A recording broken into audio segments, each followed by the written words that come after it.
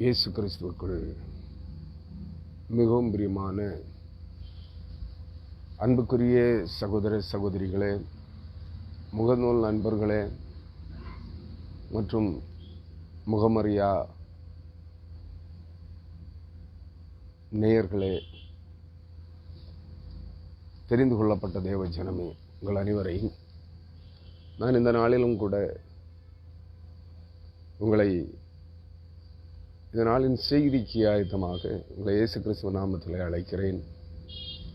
உங்கள் அனைவரையும் இயேசு கிறிஸ்துவ நல்ல நாமத்தில் வாழ்த்துகிறேன். இந்த நாள் உங்களுக்கு ஒரு சமாதானத்தின் நாளாக, கர்த்தராகிய இயேசு கிறிஸ்துவின் சமாதானத்தை நம்முடைய வாழ்வில் சொந்தமாக்குகிற நாளாக காணப்பட கர்த்தர் அருள் புரிவாராக என்று வாழ்த்தி இந்த நாளின் நிறைய செய்திக்கு நேராக நான் உங்களை அழைக்கின்றேன். அருமையானவர்களே, நாம் தொடர்ந்து சிந்தனை செய்து வருகிற எரேமியா தீர்க்கதரிசியின் புத்தகம் 36ஆம் அதிகாரம் 27 முதல் 32 வரையான வசனங்களை நாம் இந்த நாளில் சிந்தனை இன்றைய தியான பகுதியாக எடுத்துக்கொண்டிருக்கிறோம். அருமையானவர்களே, இந்த நாளின் செய்தியானது எரேமியா தீர்க்கதரிசியின் புத்தகத்தின் தொடர் செய்திகளிலே 170வது செய்தியாக இருக்கிறது. அருமையானவர்களே,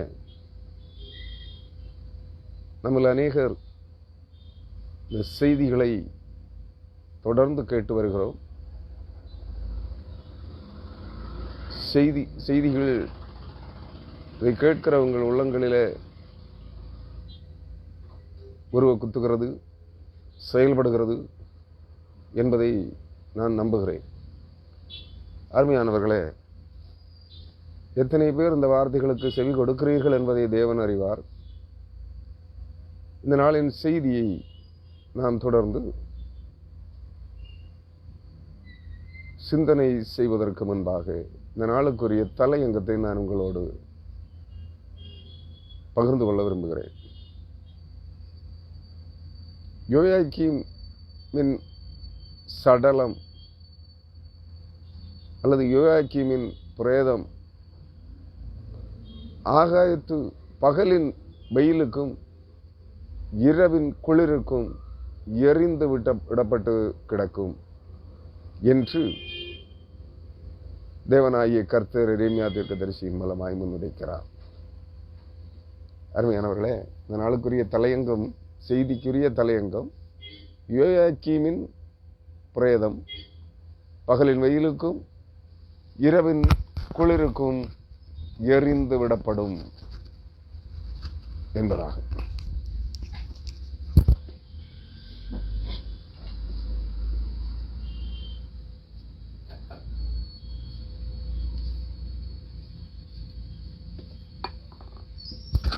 அருமையானவர்களே, நாம் இந்த நாளில் இந்த தலையங்கத்தின் வாயிலாக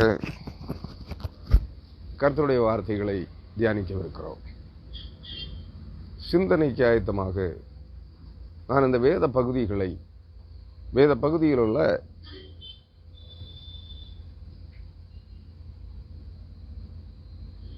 அந்த 6 வசனங்களையும் நான் உங்களோடு படிக்க விரும்புகிறேன். உங்கள் வேதாகமங்களை எடுத்துக்கொள்ளுங்கள்.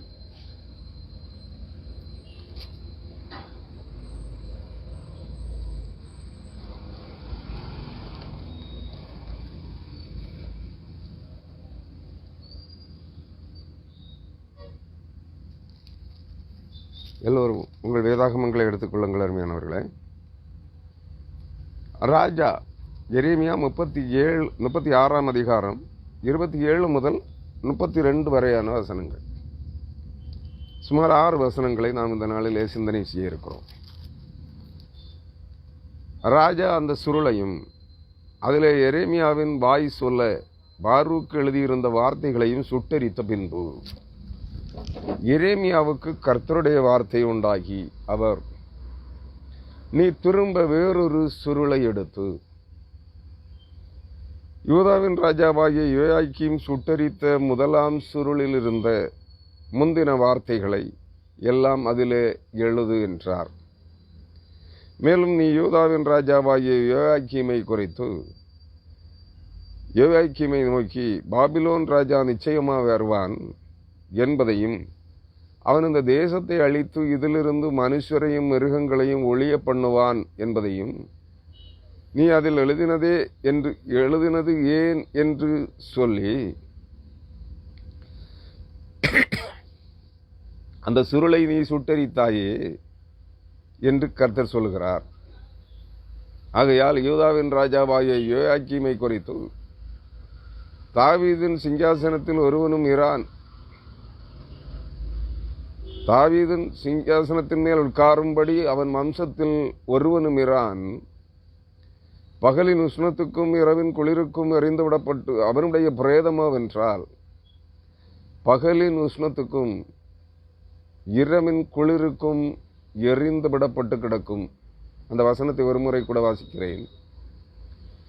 ஆகையால் யூதாவின் ராஜாவாகிய யோயாக்கீமை குறித்து, தாவீதின் சிங்காசனத்தின் மேல் உட்காரும்படி அவன் வம்சத்தில் ஒருவனும் இரான், அவனுடைய பிரேதமோ வென்றால் பகலின் உஷ்ணத்துக்கும் இரவின் குளிருக்கும் எறிந்து விடப்பட்டு கிடக்கும்.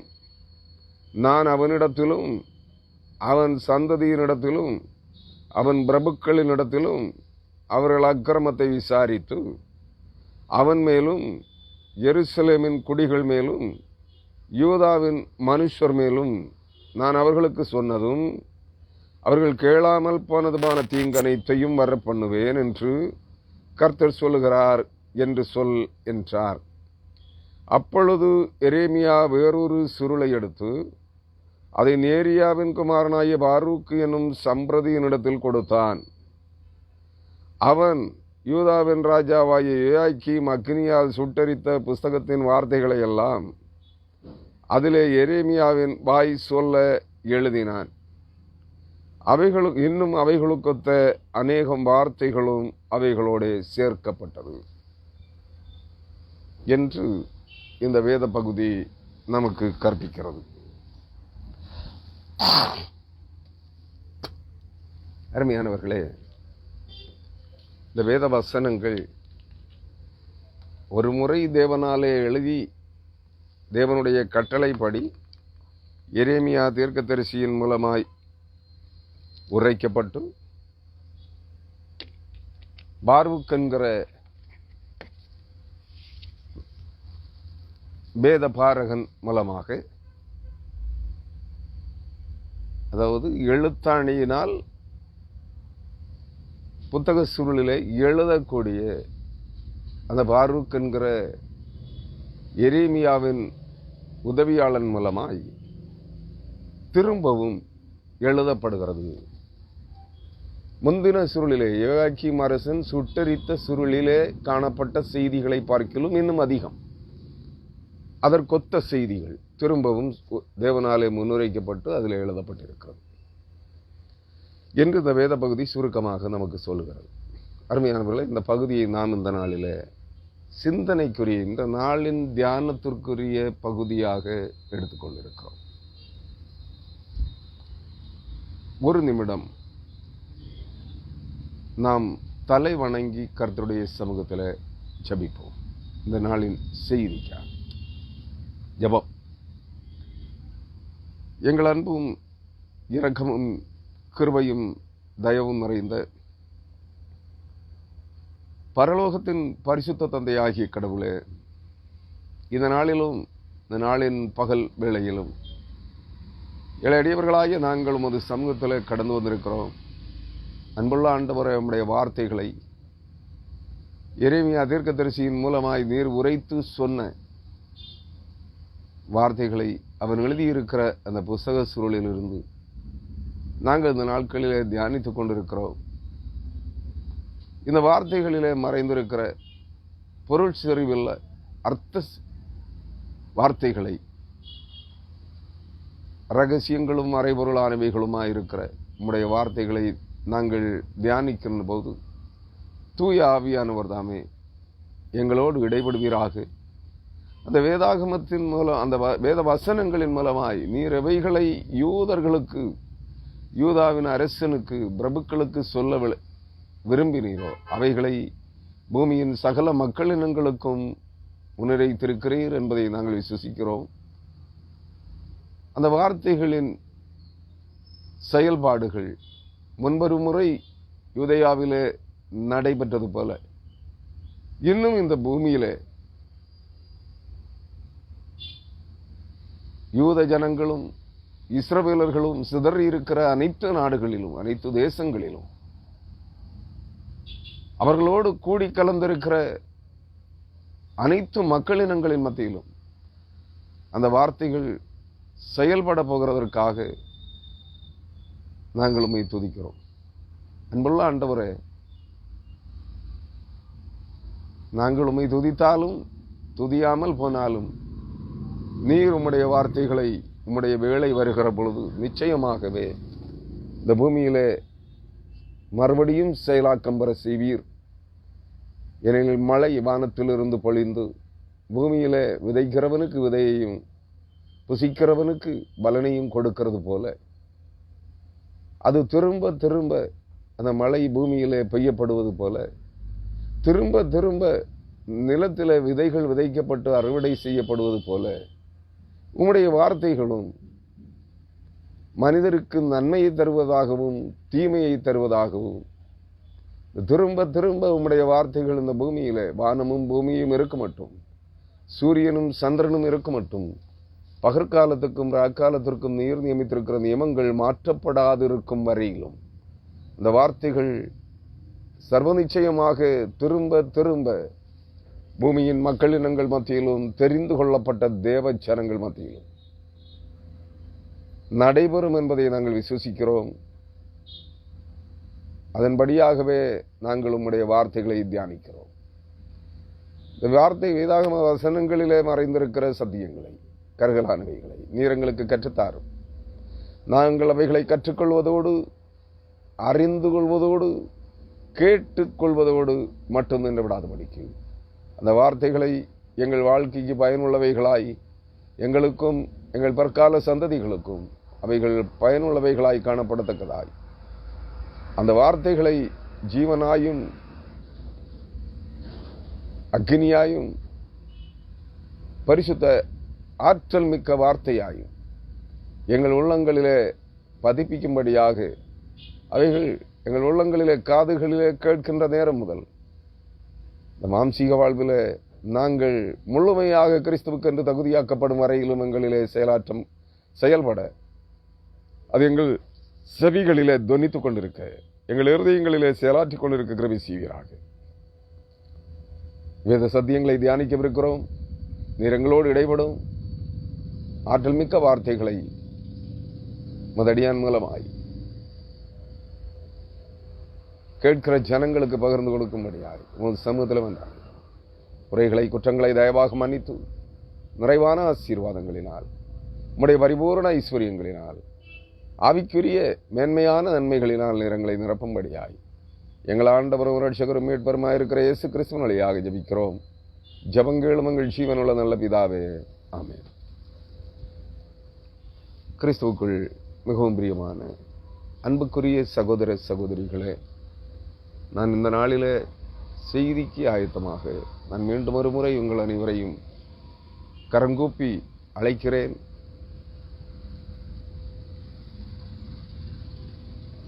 இயேசு கிறிஸ்துவின் சமாதானம் நம் அனைவருக்கும் சொந்தமாகட்டும். அதிலும் பாடுகளோடு பிரயாசங்களோடு உபத்திரவங்களோடு வேதனைகளோடு கண்ணீரோடு இருக்கிற அனைத்து இறைமக்களுக்கும் இயேசு கிறிஸ்துவின் சமாதானம் சொந்தமாகட்டும் என்று வாழ்த்தி, அவருடைய ஆற்றல் மிக்க வார்த்தைகள் அவர்கள் உள்ளங்களிலே விசுவாசத்தை தூண்டவும் அந்த விசுவாசத்தின் மூலமாய் அவருடைய வியாதிகள் துன்பங்கள் நோய்கள் குணமாக்கப்படவும் தேவரீர் கிருபை இரக்கம் பாராட்டும்படியாய் எங்கள் ஆண்டவரும் இரட்சகருமாய் இருக்கிற இயேசு கிறிஸ்து வழியாக ஜெபிக்கிறோம். வேண்டி இந்த நாளின் செய்திக்கு நேராக கடந்து வருகிறேன். அருமையானவர்களே, நான் மீண்டும் ஒரு முறை இந்த நாளுக்குரிய செய்தியின் தலையங்கத்தை சொல்லி உங்களோடு இந்த வார்த்தைகளை தியானிக்க விரும்புகிறேன். யோயாக்கீமின் பிரேதம் பகலின் உஷ்ணத்துக்கும் இரவின் குளிருக்கும் எரிந்து விடப்பட்டிருக்கும். என்பது இந்த நாளின் செய்திக்கு தலையங்கமாக இருக்கிறது. அருமையானவர்களே, நாம் நேற்றைய தினம் வரையிலும் எரேமியா தீர்க்கதரிசியின் மூலமாய் கர்த்தர் உரைத்த தீர்க்க தரிசனங்கள் யூதேயாவுக்கு, யூதருக்கும், கல்தேயருக்கும், சகல பூமியின் சகல மக்களினங்களுக்கும் தேவன் முன்னறிவித்த வார்த்தைகளை குறித்து தியானித்தோம். இஸ்ரவேலருக்கும், யூதருக்கும், பூமியின் சகல மக்களினங்களுக்கும். நான் தவறுதலாக கல்தேயர்கள் என்று சொல்லிவிட்டேன். தெரிந்து கொள்ளப்பட்ட தேவஜனமாகிய இஸ்ரவேலர்களுக்கும், அவர்களிலிருந்து தேவனுக்கு பரிசுத்தமாய் தேவனுடைய சொந்த ஜனமாய் தங்களை மேம்படுத்தி கொண்ட யூதருக்கும், அவர்களோடு கூடி கலந்திருக்கிற ஜனங்களுக்கும், பூமியின் சகல மக்கள் இனங்களுக்கும் கர்த்தர் கூறியறிவித்த வார்த்தைகள் அனைத்தையும் கர்த்தருடைய வாக்குப்படி எரேமியா தீர்க்கதரிசி என்ன செய்கிறான்? அதை ஒரு புஸ்தக சுருளிலே தன்னுடைய உதவியாளனும் வேலைக்காரனுமாகிய அவன் எழுதுகிறவனுமானவன், ஸ்கிரைபர், எழுத்தாற்றல் மிக்கவன், அந்த பாரூக்கினிடத்தில் கொடுத்து இவன் வாய் சொல்ல சொல்ல அவைகளை பாரூக்கு புத்தக சுருளிலே எழுதினான். பாரூக்கினிடத்தில் எரேமியா அதை கொடுத்து யூதாவின் அரசனுடைய மாளிகை கர்த்தருடைய ஆலயத்திற்கு அனுப்பினான். கர்த்தருடைய ஆலயத்திலே அவன் அதை வாசித்தான். அந்த செய்தி அரசனுக்கு எட்டியது. அரசன் புத்தக சுருளை கொண்டு வர கட்டளையிட்டான். புத்தக சுருள் யெகூதியின் மூலமாய், யெகூதி என்கிற யோயாக்கீம் அரசனுடைய சம்பிரதி, அதாவது பிரதிநிதியின் மூலமாய் கர்த்தருடைய ஆலய விசாரிப்புக்காரனாகிய பிரதான சம்பிரதியாகிய எலிசாமாவின் அறையிலிருந்து எடுத்துக்கொண்டு அரசனுக்கு முன்பாக வாசிக்கப்பட்டது. யெகூதி 2-3 பத்திகளை அல்லது பக்கங்களை வாசித்து முடிந்தபோது உக்கிர கோபம் கொண்ட யோயாக்கீம் அரசன் அந்த புத்தக சுருளை யெகூதியின் கையில் இருந்து பிடித்து வாங்கி அதை தன் கையில் இருந்த அரை கத்தியினால் அதை அறுத்து துண்டுகளாக மாற்றி தனக்கு முன்பே எரிந்து கொண்டிருந்த குளிர்காய எரிய வைக்கப்பட்டிருந்த அக்னி அடுப்பிலே அவைகளை போட்டு சுட்டெரித்தான் என்று நாம் பார்த்தோம். அருமையானவர்களே, தேவனாகிய கர்த்தருடைய வார்த்தை திரும்பவும் எரேமியாவுக்கு உண்டாகிறது. எப்பொழுது யோயாக்கீம் அரசன் அந்த புத்தக சுருளில் எழுதப்பட்டவைகளை கேட்க மனமின்றி அவைகளை அக்னியிலே சுட்டெரித்த பிற்பாடு கர்த்தர் எரேமியாவோடு பேசுகிறார். நீ திரும்ப வேறொரு சுருளை எடுத்து, வேறொரு புத்தக சுருளை எடுத்து யூதாவின் ராஜாவாகி யோயாக்கீம் சுட்டரித்த முதலாம் சுருளில் இருந்த முந்தின வார்த்தைகளை எல்லாம் அதிலே எழுது என்றார். எவைகளை ஏற்கனவே அவர் எரேமியாவின் மூலமாக யோசியா அரசனுடைய காலம் முதல், யோசியா என்கிற யூதாவின் அரசனுடைய 4ஆம் ஆட்சி ஆண்டு முதல் அவனுடைய ஆட்சி காலம் முழுவதும், அவனுக்கு பிற்பாடு அவனுடைய மகனுடைய ஆட்சி காலம் சுமார் 3 முதல் 4 மாதங்கள் வரையிலும், அதற்கு பின்பு திரும்பவும் பார்வோன் நேகோ என்கிற எகிப்தின் அரசனாகிய பார்வோன் நேகோவினால் யூதாவின் சிங்காசனத்தில் அரசனாக வைக்கப்பட்ட, நிலைநிறுத்தப்பட்ட எலியாக்கீம் என்கிற யோயாக்கீமின் காலத்திலும் அது வரையிலும் கர்த்தர் எரேமியா தீர்க்கதரிசியின் மூலமாய் யூதாவின் ராஜாக்களுக்கும் ஆசாரியர்களுக்கும் தீர்க்கதரிசிகளுக்கும் ஜனங்களுக்கும் பிரபுக்களுக்கும் மூப்பர்களுக்கும் எவைகளை எல்லாம் கூறியறிவித்தாரோ, பூமியின் சகல மக்கள் இனங்களுக்கும் பூமியின் சகல ஜாதிகளுக்கும் எவைகளை எல்லாம் கூறி அறிவித்தாரோ அவைகளை அனைத்தையும் திரும்பவும் ஒரு புதிய புத்தக சூழலிலே எழுத கட்டளையிடுகிறார். எரேமியா என்ன செய்கிறான்? சிதேக்கியா ராஜாவினில் சிதேக்கியால மேலும் நீ யூதாவின் ராஜாவாகிய யோயாக்கீமை நோக்கி, பாபிலோன் ராஜா நிச்சயமாய் வருவான் என்பதையும் அவன் இந்த தேசத்தை அழித்து இதிலிருந்து மனுஷரையும் மிருகங்களையும் ஒழிய பண்ணுவான் என்பதையும் நீ அதில் எழுதினது ஏன் என்று சொல்லி அந்த சுருளை நீ சுட்டரித்தாயே என்று கருத்து சொல்லுகிறார். இந்த வார்த்தைகளையும் எழுதுகிறான். எதை எழுத சொல்லுகிறாரோ, அதாவது 2வது புத்தக சுருள் எழுதப்படுவதற்கான காரணம் என்ன என்பதை குறித்து அங்கே விளக்க சொல்லுகிறார். 1வது புத்தக சுருளை என்னென்னவைகள் எழுதப்பட்டிருந்த, பாபிலோன் ராஜா நிச்சயமாக யூதேயாவுக்கு வருவான் என்பதையும் அவன் இந்த தேசத்தை அழித்து இதிலிருந்து மனுஷரையும் மிருகங்களையும் ஒழிய பண்ணுவான் என்பதையும் நீ எரேமியாவாகிய நீ அந்த புத்தக சுருளில் எழுதினது ஏன் என்று சொல்லி, யோயாக்கீமே நீ அந்த புத்தக சுருளை சுட்டரித்தாயே என்று கர்த்தர் சொல்லுகிறார். கர்த்தர் யோயாக்கீம் கர்த்தருடைய கட்டளையின்படி எரேமியா எழுதி கொடுத்து அனுப்பின அந்த புத்தக சுருளை சூரி கத்தியினால் அறுத்து நெருப்பிலே சுட்டரித்ததை கண்டார். அவர் எங்கே இருக்கிறார்? எங்கும் இருக்கிறார்.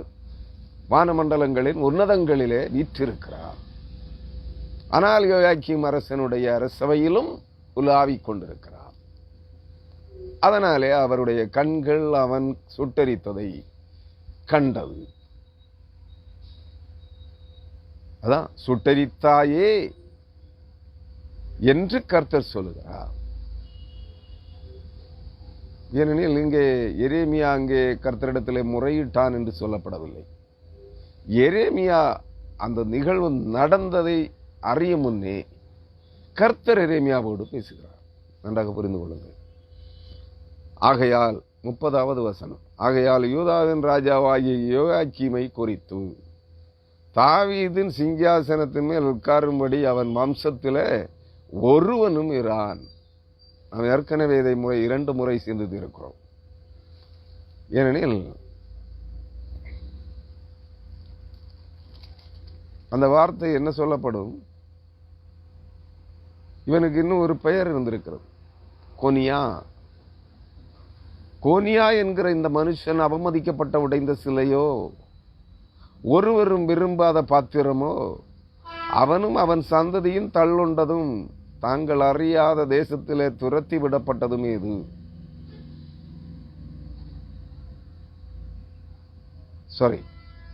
இந்த யோயாக்கீமினுடைய மகனை குறித்து சொல்லப்பட்ட வார்த்தைகளை சிந்தித்திருக்கிறோம். இந்த கோனியா என்பவன் யோயாக்கீமினுடைய மகன். நன்றாக புரிந்து கொள்ளுங்கள்.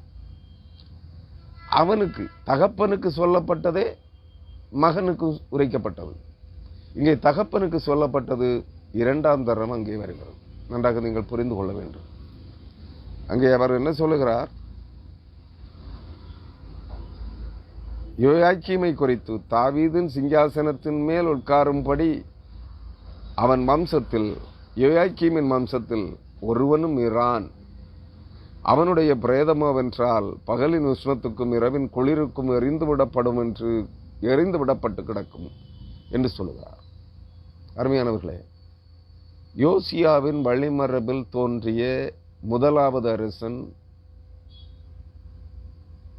இந்த யோயாக்கீமின் சாபங்கள் அவனுடைய மகனாகிய கோனியாவின் காலத்திலும் நிறைவேறியது. கோனியாவுக்கும் இதே சாபங்கள் கொடுக்கப்பட்டது. காரணம் என்ன? இதான் தலைமுறை சாபம், வழிமரபு, பாரம்பரிய சாபம். நீங்கள் அதை அறிந்து கொள்ள வேண்டும்.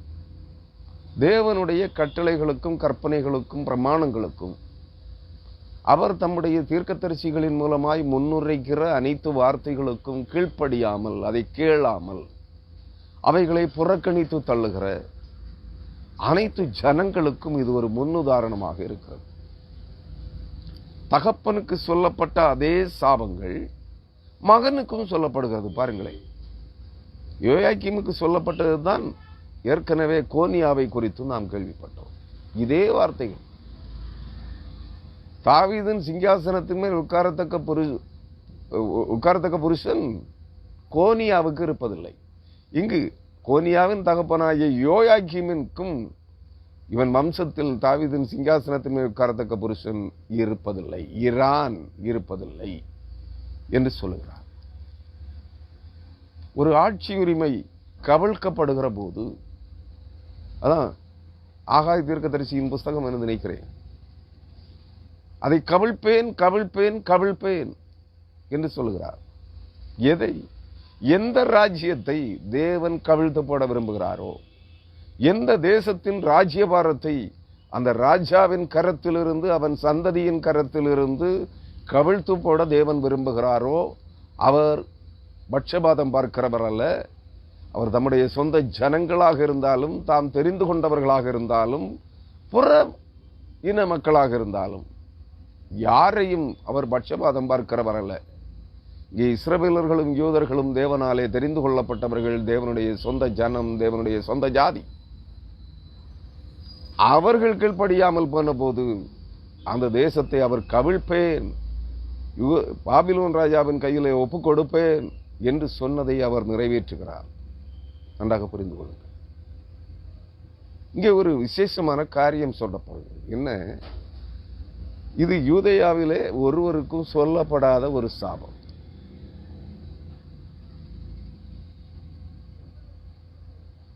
பாபிலோன் ராஜாவாகிய நேபுகாத்நேச்சார் எருசலேமை பிடிப்பான், யோயாக்கீமை சிறைபிடித்து பாபிலோனுக்கு கொண்டு போவான்.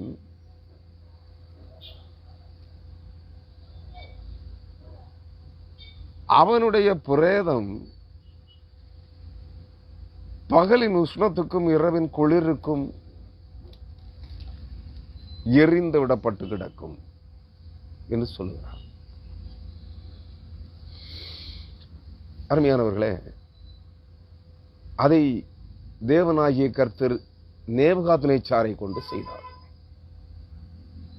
நேபுகாத்நேச்சாரை கொண்டு அந்த காரியத்தை செய்தார். தாம் சொன்னதை சொன்னபடி நேபுகாத்நேச்சாரை கொண்டு யோயாக்கீம் அரசனுக்கு, யூதாவின் அரசனுக்கு செய்தார். அவனுடைய பிரேதம்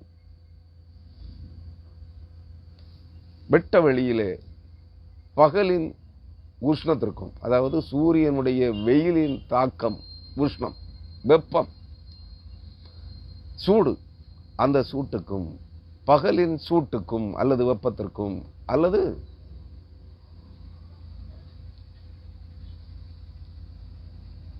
உஷ்ணத்துக்கும், எல்லாம் ஒரே அர்த்தம் தான்.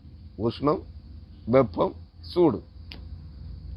பகலில் வெப்பத்துக்கும் இரவின் குளிருக்கும் வெட்ட வழியிலே எரிந்து விடப்பட்டிருந்தது. தேவனுடைய ஜனங்கள், நாங்கள் கிறிஸ்தவர்கள் என்று நாம் பெருமை பேசிக் கொண்டிருக்கிறோம். நமக்குள்ளே ஆயிரக்கணக்கான குறைகள் காணப்படுகிறது. சக மனிதர்களை மதிக்க தவறுகிறோம். முதலாவது கர்த்தருடைய வார்த்தைகளுக்கு கீழ்ப்படிய மறுக்கிறோம். கர்த்தருடைய வார்த்தைகளை கேட்க நம் செவிகளை திறக்க மறுக்கிறோம். கர்த்தருடைய வார்த்தைகளை கை கொண்டு நடக்க இயலாதவர்களாய் அதை புறக்கணித்து தள்ளி நம் விருப்பம் போல வாழுகிறவர்களாய், மன விருப்பத்தின்படி நமக்கு போதிக்கிறவர்களுடைய வார்த்தைகளை கேட்டு அவைகளை கை கொள்ளுகிறவர்களாய் நாம் காணப்படுகிறோம். யூதர்களும் அப்படித்தான் வாழ்ந்திருக்கிறார்கள். இன்று கிறிஸ்தவர்களாகிய நாமும் அப்படித்தான் வாழுகிறோம். அதனாலே தேவன் இந்த வார்த்தைகளை நீங்கள் நினைவிலே கொள்ள வேண்டும். தேவனுடைய வார்த்தைகளுக்கு கீழ்ப்படியாதவர்களுடைய மரணம் எப்படி இருக்கும் என்று.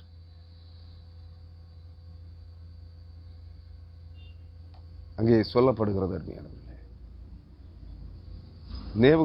பாபிலோன் ராஜாவாகிய நேபுகாத்நேச்சாரினால் கொல்லப்பட்டு அவனுடைய பிரேதம் வெட்ட வெளியிலே எறியப்பட்டிருந்தது.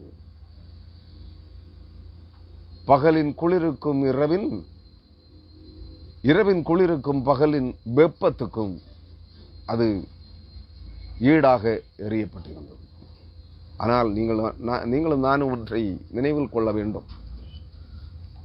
என்னதான் அபிஷேகம் பண்ணப்பட்டவன் அரசன், தேவ ஜனங்களுக்கு அரசனாயிருக்கிறவன் அபிஷேகம் பண்ணப்பட்டவன். அந்த அபிஷேகம் பண்ணப்பட்டவன் எத்தனை பெரிய குற்றங்களை செய்திருந்தாலும் அவனை தண்டிப்பது தேவனுடைய செயல். அவனை தண்டிப்பது தேவனுடைய செயல்.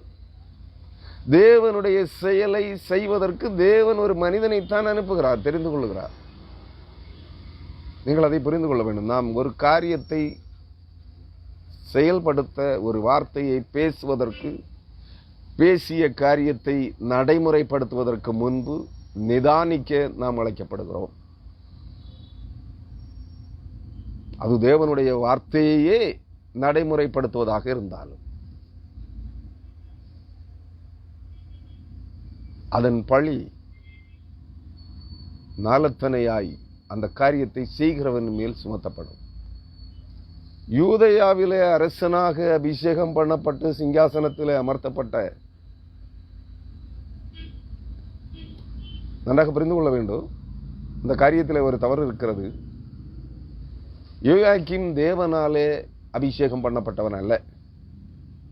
தேவனுடைய மனுஷனாகிய, தேவனுடைய ஆலயத்தில் பிரதான ஆசாரியனாகிய யோகிதாவினாலே அபிஷேகம் பண்ணப்பட்டவன் அல்ல. அவனை அரசனாக சிம்மாசனத்திலே அமர வைத்தவன் யார்? எகிப்தின் அரசனாகிய பார்வோன் நேகோ. ஒரு வலு சர்ப்பம், அதாவது வலு சர்ப்பத்தின் 7 தலைகளில் ஒன்று. அங்கே பார்வோனுடைய கிரீடத்தில் என்ன இருக்கும்? சர்ப்பத்தின் ஒரு தோற்ற வடிவம் இருக்கும். நன்றாக புரிந்து கொள்ள வேண்டும்.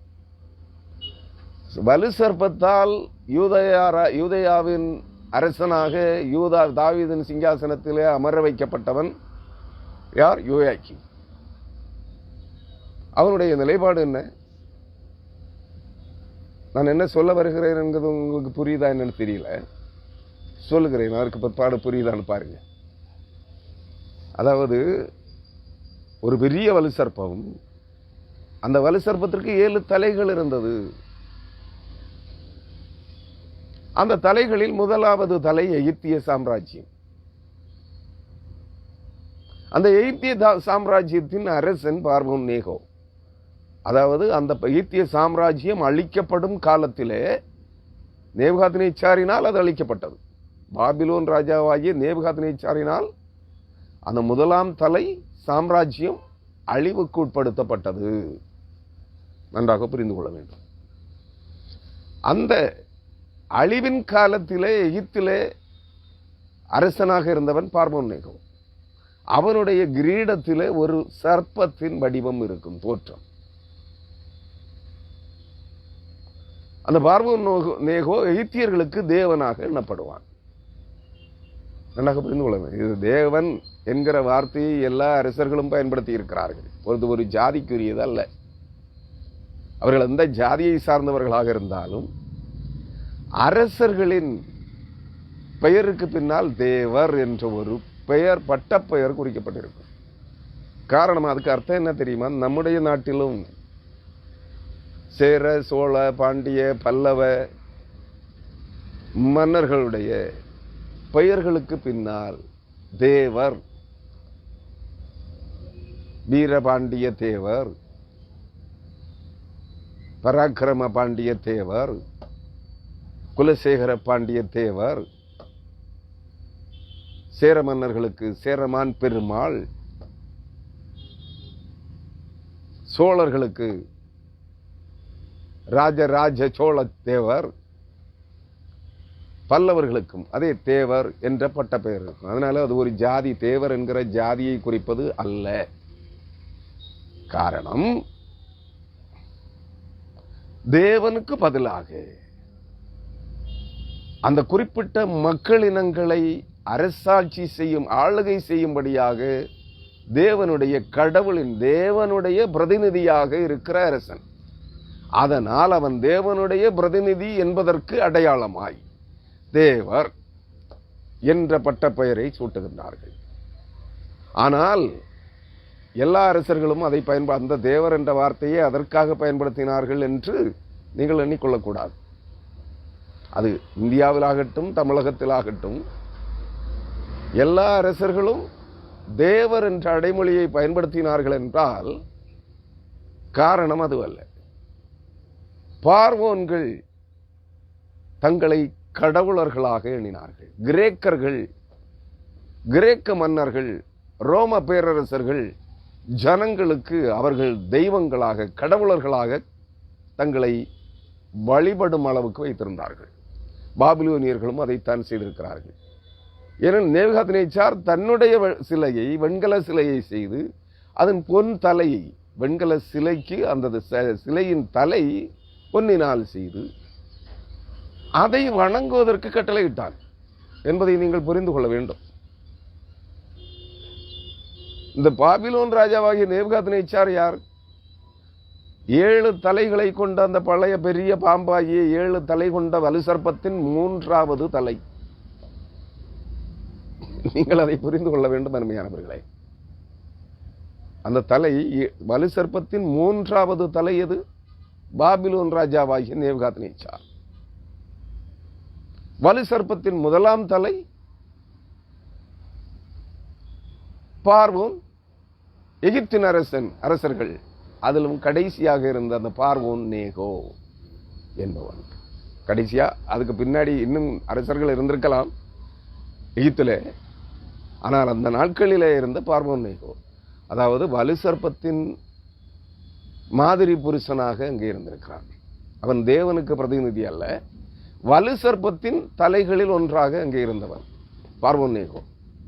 அவன் யோயாக்கீமை தாவீதின் சிங்காசனத்திலே அரசனாக்கினான். அக்கிரமத்தின் தலை, வலுசர்ப்பத்தின் தலையாகிய பார்வோன் நேகோவினாலே அரசனாக்கப்பட்டவன் அதே குணாதிசயங்களை, தன்மைகளை கொண்டவனாக இருக்கிறான். வலுசர்ப்பத்தை கீழ்ப்படியாத, எதிர்த்து நிற்கிற வலுசர்ப்பத்தை போல் இருந்தான். யார் எதனால், எந்த ஆவியினால் அபிஷேகம் பண்ணப்பட்டிருக்கிறானோ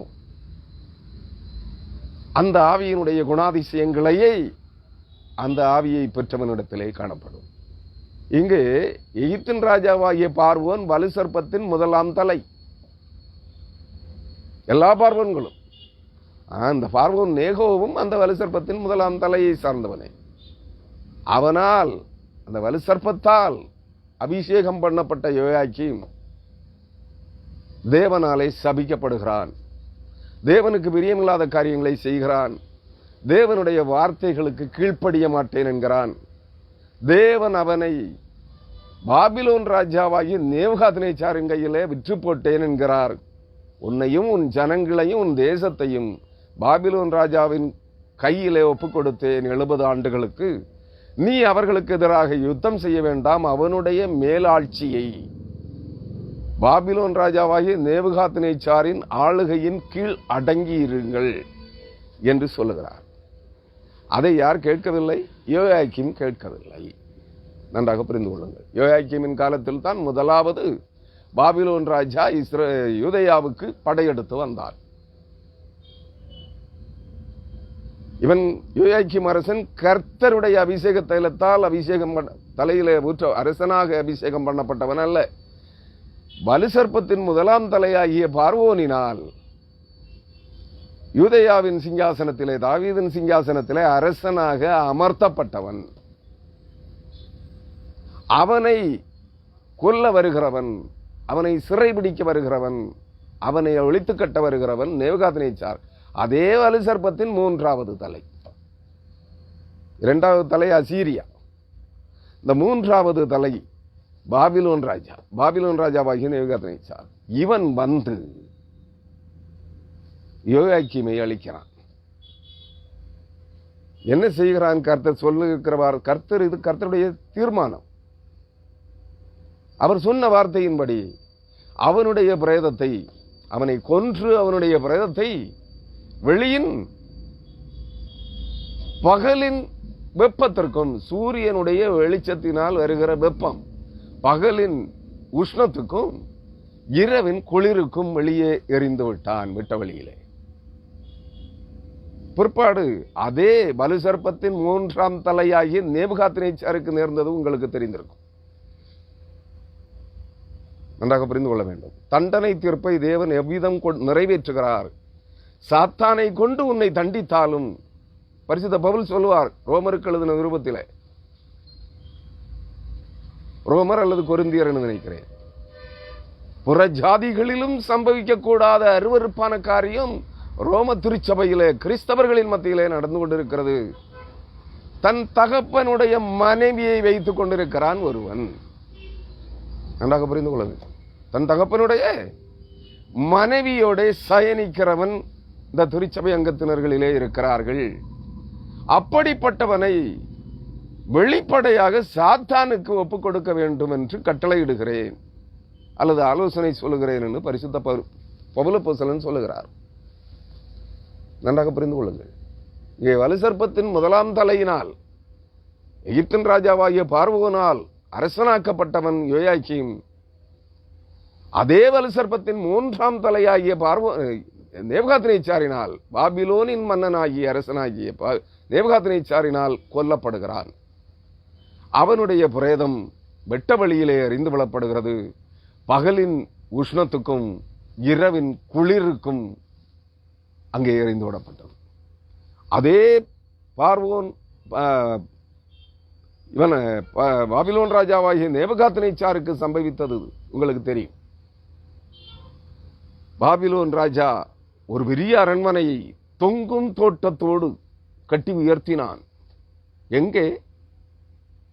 அசூரும் நிம்ரோத்தும் பாபேல் கோபுரத்தை கட்டி எழுப்பின அதே இடத்திலே, அதே ஸ்தலத்திலே சற்று தள்ளி. பாபேல் கோபுரம் கட்டப்பட்ட அந்த கட்டிடத்தை இடித்து அவர்கள் அவன் அரசு மாளிகையை கட்டவில்லை, அரண்மனையை கட்டவில்லை. அதே பகுதியிலே பாபேல் கோபுரம் கட்டப்பட்ட நோவாவின் நாட்களுக்கு முன்பு, இல்ல நோவாவின் காலத்துக்கு பிற்பாடு, நிம்ரோத் அசூர் என்பவர்களுடைய காலத்திலே கட்டப்பட்ட பாபேல் கோபுரம் கட்டப்பட்ட அதே பாபிலோனிலே நேபுகாத்நேச்சார் தன்னுடைய பயங்கரமான உலக பிரசித்தி பெற்ற ஒரு அரண்மனையை கட்டுகிறான். அதன் மேல் மாடத்திலே பல மேல் மாடங்கள் கொண்ட அதன் உப்பரிக்கையிலே தொங்கும் தோட்டத்தை கட்டினான், உருவாக்கினான். அதன் மேல் நின்று கொண்டு சொன்னான், இது எனக்காக நான் கட்டின மகாபாபிலோன் என்று சொன்னான்.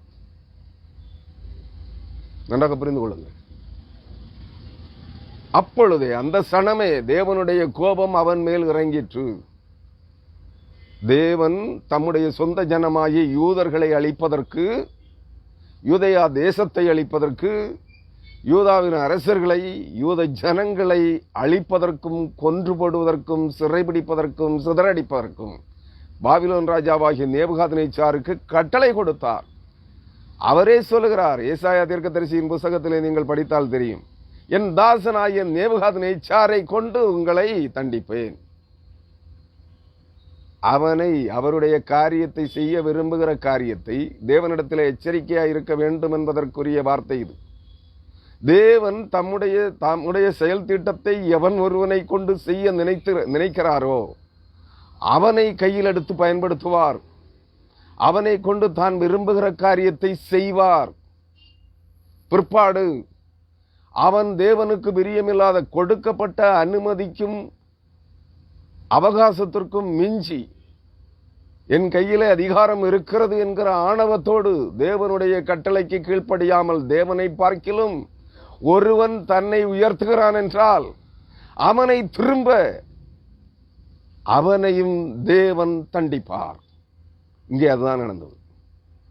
தெரிந்து கொள்ளப்பட்ட பரிசுத்த ஜாதியாகிய யூதர்களை அழிக்கவும், யூதேயா தேசத்தை சுட்டரிக்கவும், எருசலேமை சுட்டரிக்கவும், யூதர்களை கொன்று குவிக்கவும், சிதறடிக்கவும், சிறைபிடிக்கவும் யாருக்கு கட்டளை கொடுத்து யாரை தன்னுடைய தாசனாக வைத்து செயல்பட்டாரோ அதே தம்முடைய தாசனாகிய நேபுகாத்நேச்சாரை அவன் கர்த்தரை பார்க்கிலும் தேவனை பார்க்கிலும் தன்னை உயரமாய் உயர்த்தினபடியினால், தொங்கும் தோட்டத்தை கட்டியது என்னுடைய நாமத்திற்காக, என்னுடைய மகிமை பிரதாபத்திற்காக நான் கட்டின மகாபாபிலோன் என்று சொன்ன போதே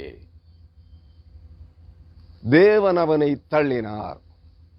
நன்றாக புரிந்து கொள்ளுங்கள். 7 ஆண்டுகள், ஒரு நாள் 2 நாள் அல்ல. யோயாக்கீம் அரசனுடைய பிரேதம் ஒருவேளை 7 நாட்கள் வெளியின் புல்லின் இரவின் குளிருக்கும் பகலின் வெப்பத்திற்கும் விட்ட வழியிலே அறிந்து விடப்பட்டிருக்கலாம். ஆனால் நேபுகாத்நேச்சாரோ 7 வருடங்கள் வெளியின் பகலின் வெப்பத்திற்கும் வெயிலுக்கும் மழைக்கும் இரவின் குளிருக்கும் 7 ஆண்டுகள் வெளியிலே, வெட்ட வெளியிலே மாட்டை போல புல்லை மேய்ந்தான். தண்டனை தீர்ப்பு எப்படி இருக்கிறது என்பதை யோசித்து பாருங்கள். அருமையான அபிஷேகம் பெற்ற ஊழியக்காரர்களே, ஏன் இதை சொல்ல வந்தேன் என்றால், இந்த காரியத்தை இன்றைய அபிஷேகம் பெற்ற கிறிஸ்தவ விசுவாசிகளிலும், இன்றைய அபிஷேகம் பெற்ற அநேக தீர்க்கதரிசிகளிலும், அப்போஸ்தலர்களிலும், போதகர்களே, ரெவரன்ஸ் உங்களுக்கும் சொல்லுகிறேன், நீங்கள் தேவனால் அபிஷேகம் பண்ணப்பட்டவர்கள் அல்ல.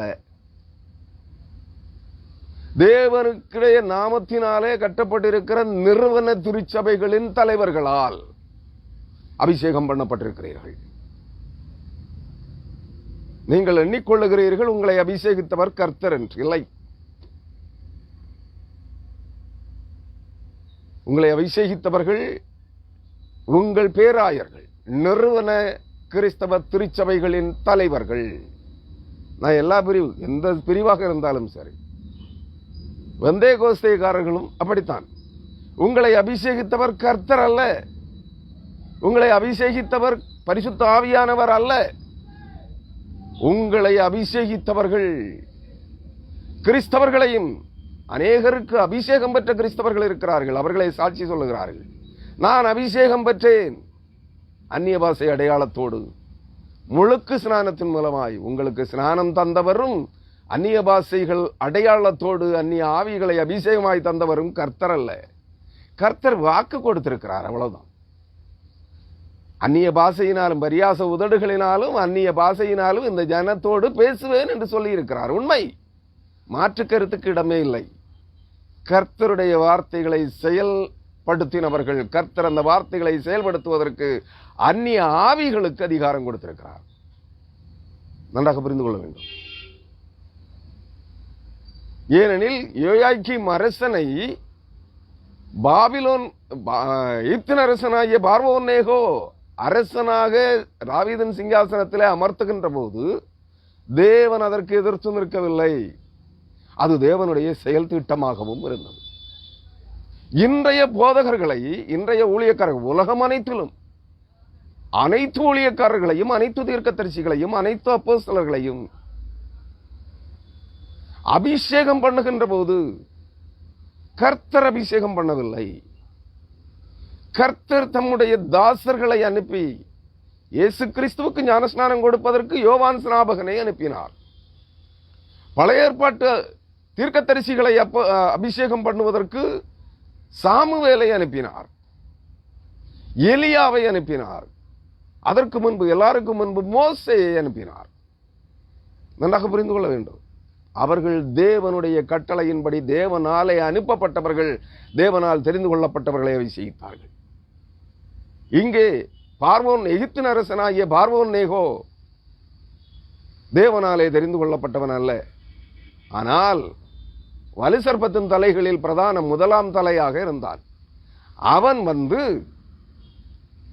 தாவீதின் சிங்காசனத்தின் மேல் யோசியாவின் மகனான யோயாக்கீமை, முதல் மூத்த குமாரனாகிய எலியாக்கீம் என்பவனுடைய பெயரை யோயாக்கீம் என்று மாற்றி யூதேயாவின் அரசனாக்குகிறான். நன்றாக புரிந்து கொள்ளுங்கள். வலு சர்ப்பத்தின் தலையால் அரசனாக்கப்பட்டவன் அதே வலு சர்ப்பத்தின் 3ஆம் தலையால் நேபுகாத்நேச்சாரால் கொல்லப்படுகிறார். இன்றைய தீர்க்கதரிசிகளும் அப்போஸ்தலர்களும் போதகர்களும் ஊழியக்காரர்களும் தேவனுடைய கட்டளைகளுக்கும் பிரமாணங்களுக்கும் மீறி அந்நிய ஆவிகளாலும் அந்நிய ஆவிகளின் வாய்களாயிருக்கிற சாத்தானுடைய வாய்களாலும் நிறுவனங்களின் தலைவர்களாலும் வேத வசன பிரமாணங்களுக்கு மீறி அபிஷேகிக்கப்படுகிறார்கள். தீர்க்கதரிசிகளாக, அப்போஸ்தலர்களாக, போதகர்களாக. நன்றாக புரிந்து கொள்ள வேண்டும். அநேக போதகர்களுடைய முடிவு அவமானகரமாயிருக்கிறது. அநேக ஊழியக்காரர்களுடைய முடிவு அவமானகரமாக இருக்கிறது. பரிசுத்தவான்கள் என்று பெயர் பட்டம் பெற்றவர்கள், உலக தீர்க்கதரிசிகள் என்று பட்டம் பெற்றவர்களுடைய மரணம் அவமானகரமாக இருக்கிறது, பரிதாபகரமாக இருக்கிறது, கேவலமாக இருக்கிறது. காரணம், கர்த்தரால் அவர்கள் அபிஷேகம் பண்ணப்படவில்லை. கர்த்தரால் அனுப்பப்பட்டவர்களாலும் அபிஷேகம் பண்ணப்படவில்லை. ஆனால் கூறிக்கொள்ளுகிறார்கள் முழுக்கு ஸ்நானம், ஆண்டவராகிய இயேசு கிறிஸ்து பெற்ற ஸ்நானமே நாங்கள் கொடுக்கிறோம். அதிலும் தவறு செய்கிறார்கள். நன்றாக புரிந்து கொள்ள வேண்டும். நீங்கள் ஞானஸ்நானம், கிறிஸ்தவர்களே, நீங்கள் பெற்ற ஞானஸ்நானம் யாரிடத்திலிருந்து பெற்றீர்கள்? எப்படி பெற்றீர்கள்? புரட்டு உபதேசங்களை கற்றுக்கொண்டு அந்த உபதேசங்களின்படியாக ஸ்நானம் பெற்றீர்கள். தேவன் உங்களுடைய அழிவை எப்படி, யார் கையால், எந்த நிலையில் எழுதியிருக்கிறார் என்று யாருக்கும் தெரியாது. உங்களை அபிஷேகித்தவனுக்கும் தெரியாது, உங்களிடத்திலே குடிகொண்டிருக்கிற ஆவிகளுக்கும் தெரியாது. ஏனெனில் அந்த ஆவி பரிசுத்த ஆவி அல்ல. தேவன் கற்பித்தபடி நீங்கள் என்ன செய்யவில்லை? ஸ்நானம் எடுக்கவில்லை, அபிஷேகம் பெறவில்லை. நீங்கள் மனம் திரும்பவில்லை, பாவத்தை விட்டு விலகவில்லை, மனம் திரும்பவில்லை. பிதாகுமாரன் பரிசுத்த ஆவியின் பெயரால் சுத்த ஜலத்தினால் ஞானஸ்நானம் பெறவில்லை. கிறிஸ்து தெளிக்கப்படுகிற திரு ரத்தத்தை, கிறிஸ்துவின் ரத்தத்தால் ஸ்நானம் பெறவில்லை. கிறிஸ்துவின் சிலுவை பாடுகளாகிய அக்னி ஸ்நானத்தின் வழியாய் நீங்கள் உங்கள் புற உடலையும் அக உடலாகிய ஆவி ஆத்மா சரீரத்தையும் சுத்திகரிக்கவில்லை. ஆனால் அந்நிய ஆவிகளை பெற்றுக் கொண்டீர்கள். பரியாச உதடுகளினாலும் அந்நிய பாஷையினாலும் இந்த ஜனத்தோடு பேசுவேன் என்று சொன்னார். அந்த வார்த்தைகளின்படி அபிஷேகம் பெற்றீர்கள். இயேசு கிறிஸ்துவின் வார்த்தைகளின்படி, நான் போவேனே ஆகில் வேறொரு தேற்றரவாளனை உங்களுக்கு அனுப்புவேன், அவர் வருவார், அவர் வந்து சகல சத்தியங்களையும் குறித்து உங்களுக்கு கற்பிப்பார். அவரை நீங்கள் பெற்றுக்கொள்ள வேண்டுமானால் என்னை பின்பற்றி தங்கள் சிலுவையை எடுத்துக்கொண்டு என்னை பின்பற்ற கடவர்கள் என்றார். நீங்கள் உங்கள் சிலுவைகளை சுமந்து கிறிஸ்துவை பின்பற்றவும் இல்லை, பாவங்களை விட்டு விலகவும் இல்லை, கர்த்தருடைய சமூகத்தில் யதார்த்தமாய் உண்மையாய் திட்டமாய் பாவ அறிக்கை செய்யவும் இல்லை, பாவ மன்னிப்பை பெறவும் இல்லை. இயேசு கிறிஸ்துவ ரத்தத்திற்கு அடக்கத்திற்கு இயேசு கிறிஸ்து மனுக்குலத்தின் பாவத்திற்காக செத்து அடக்கம் பண்ணப்பட்டது போல நீங்கள் பாவத்துக்கு செத்து தண்ணீர் முழுக்கினால் அடக்கம் பண்ணப்படவும் இல்லை. கிறிஸ்துவோடு கூட நீங்கள் உயிர்ப்பிக்கப்படவும் இல்லை, உயிர்த்தளவும் இல்லை. ஆனால் அந்நிய ஆவிகளால் உயிர்ப்பிக்கப்பட்டீர்கள். அந்நிய பாஷை அடையாளத்தால், பரியாச உதடுகளால். உங்கள் அபிஷேகம் கர்த்தரால் தரப்பட்டதல்ல. ஆனால் வேத வசனம் சொல்லுகிறபடி பரியாச உதடுகளினாலும் அந்நிய பாஷையினாலும் இந்த ஜனத்தோடு பேசுவேன். அந்த வசனத்தின்படி அபிஷேகம் பெற்றிருக்கிறீர்கள், ஸ்நானம் பெற்றிருக்கிறீர்கள். உங்களுடைய இதை கொடுத்தவர்களும் இதை எடுத்தவர்களும் அவர்களுடைய முடிவு பரிதாபகரமாக, கேவலமாக, அவமானகரமாக இருக்கிறது. நன்றாக நினைவில் வைத்துக் கொள்ளுங்கள். உங்கள் முடிவு அந்நிய ஆவிகளாலேயே நடைபெறுகிறது. மகா கொடிய அக்கிரமம், அக்கிரமக்காரர்கள் தான் துடித்து துடித்து புழுத்து சாவார்கள். அதுபோல இருக்கிறது அபிஷேகம் பெற்ற பரிசுத்தவான்களுடைய மரணம். நீங்கள் தான் தீர்மானிக்க வேண்டும், இவர்கள் பரிசுத்தவான்களாய் வாழ்ந்திருக்கிறார்களா, இவர்கள் உண்மையாகவே பரிசுத்த ஆவியினால் அபிஷேகம் பெற்றிருந்தார்களா என்பதை. என்னை கேட்டால் இல்லை என்று சொல்லுகிறேன். இங்கே நீங்கள் நினைத்து பார்க்க வேண்டும். வலு சர்ப்பத்தின் தலைகளில் 7 அந்த மிருகமாகிய காட்டு மிருகமாகிய வலு சர்ப்பத்தின் 7 தலைகளில் முதலாம் தலையினால் அபிஷேகம் பண்ணப்பட்டு அரசனாக்கப்பட்டவன் அதே காட்டு மிருகமாகிய வலு சர்ப்பத்தின் 3ஆம் தலையினால் கொல்லப்படுகிறான் நேபுகாத்நேச்சாரால். வெளியன் அவனுடைய பிரேதம் பகலின் உஷ்ணத்துக்கும் இரவின் குளிருக்கும் எறிந்து விடப்பட்டிருக்கிறது. நன்றாக புரிந்து கொள்ளுங்கள். அந்த 3ஆம் தலைக்கு நேபுகாத்நேச்சாரையும் தேவன் தான் பயன்படுத்தினார். எந்த வலு சர்ப்பத்தின் தலையை 3ஆம் தலையையும் தேவன் தான்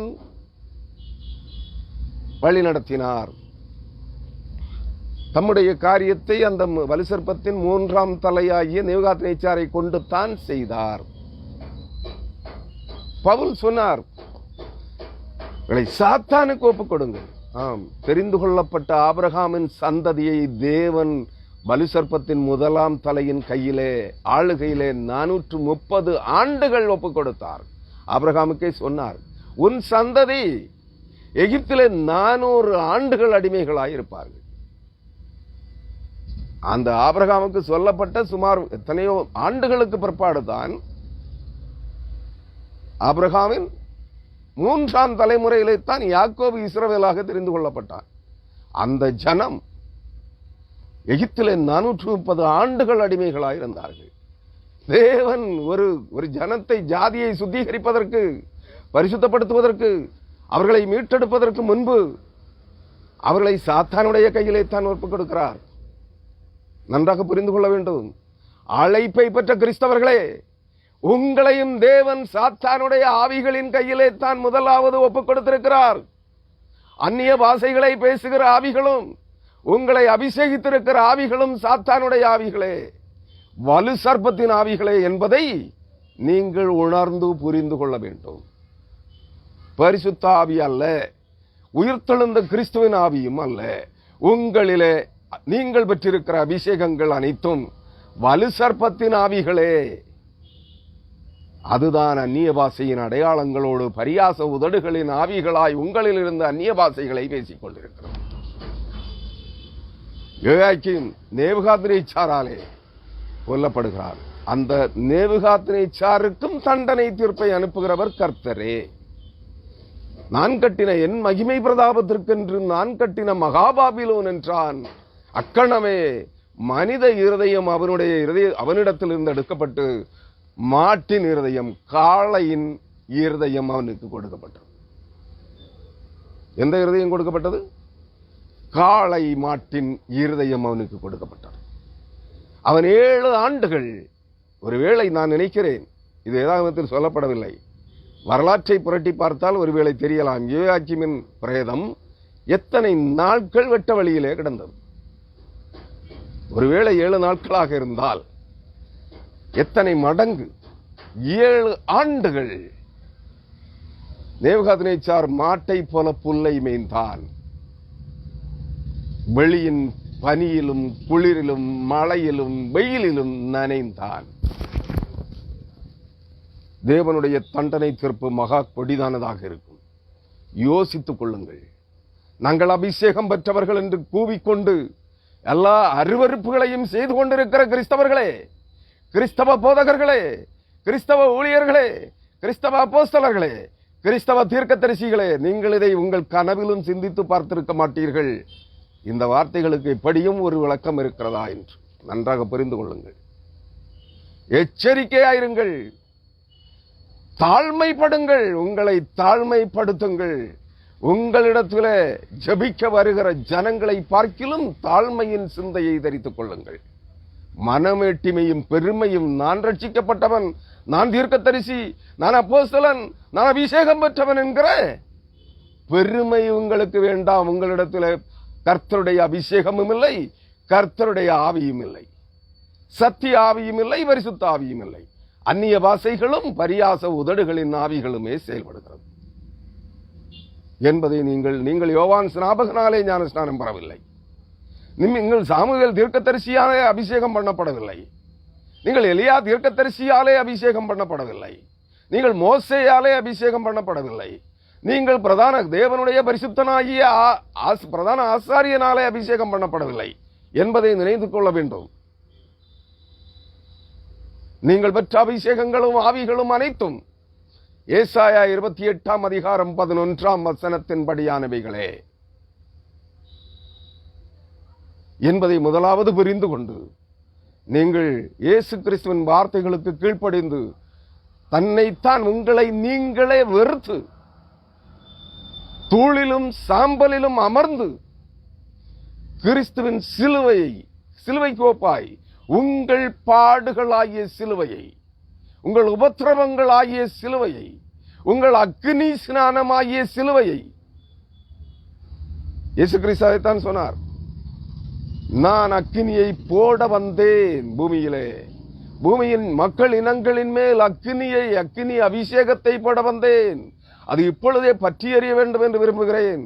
ஆனாலும் அதற்கு முன்பு நான் முழுக வேண்டிய ஒரு ஸ்நானம் உண்டு என்று சொல்லி ஒரு முழுக்கு ஸ்நானத்தை எடுத்தார். அதான் சிலுவை மரணம்.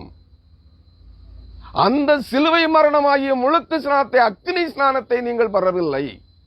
அது எங்களுக்கு வேண்டாம் என்று ஒழித்து ஓடுகிறீர்கள். தண்ணீர் முழுக்கு யோசிக்க வேண்டும்.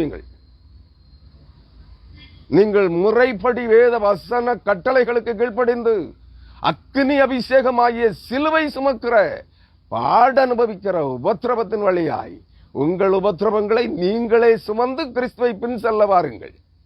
அப்பொழுது கிறிஸ்துவின் ரத்தத்தால் கழுவப்படுவீர்கள். அப்பொழுது பரிசுத்த ஆவியால் நிரப்பப்படுவீர்கள். நீங்கள் வழி தவறி முறை தவறி பெற்றுக்கொண்ட அபிஷேகங்களும் ஸ்நானங்களும் அபிஷேகங்களும் ஆவிகளும் அந்நியமானவைகளே. அது வலுசர்ப்பத்தின் சேனைகளே. அபிஷேகம் கொடுக்கிறவனுக்கும் ஐயோ, அபிஷேகம் பெறுகிறவனுக்கும் ஐயோ.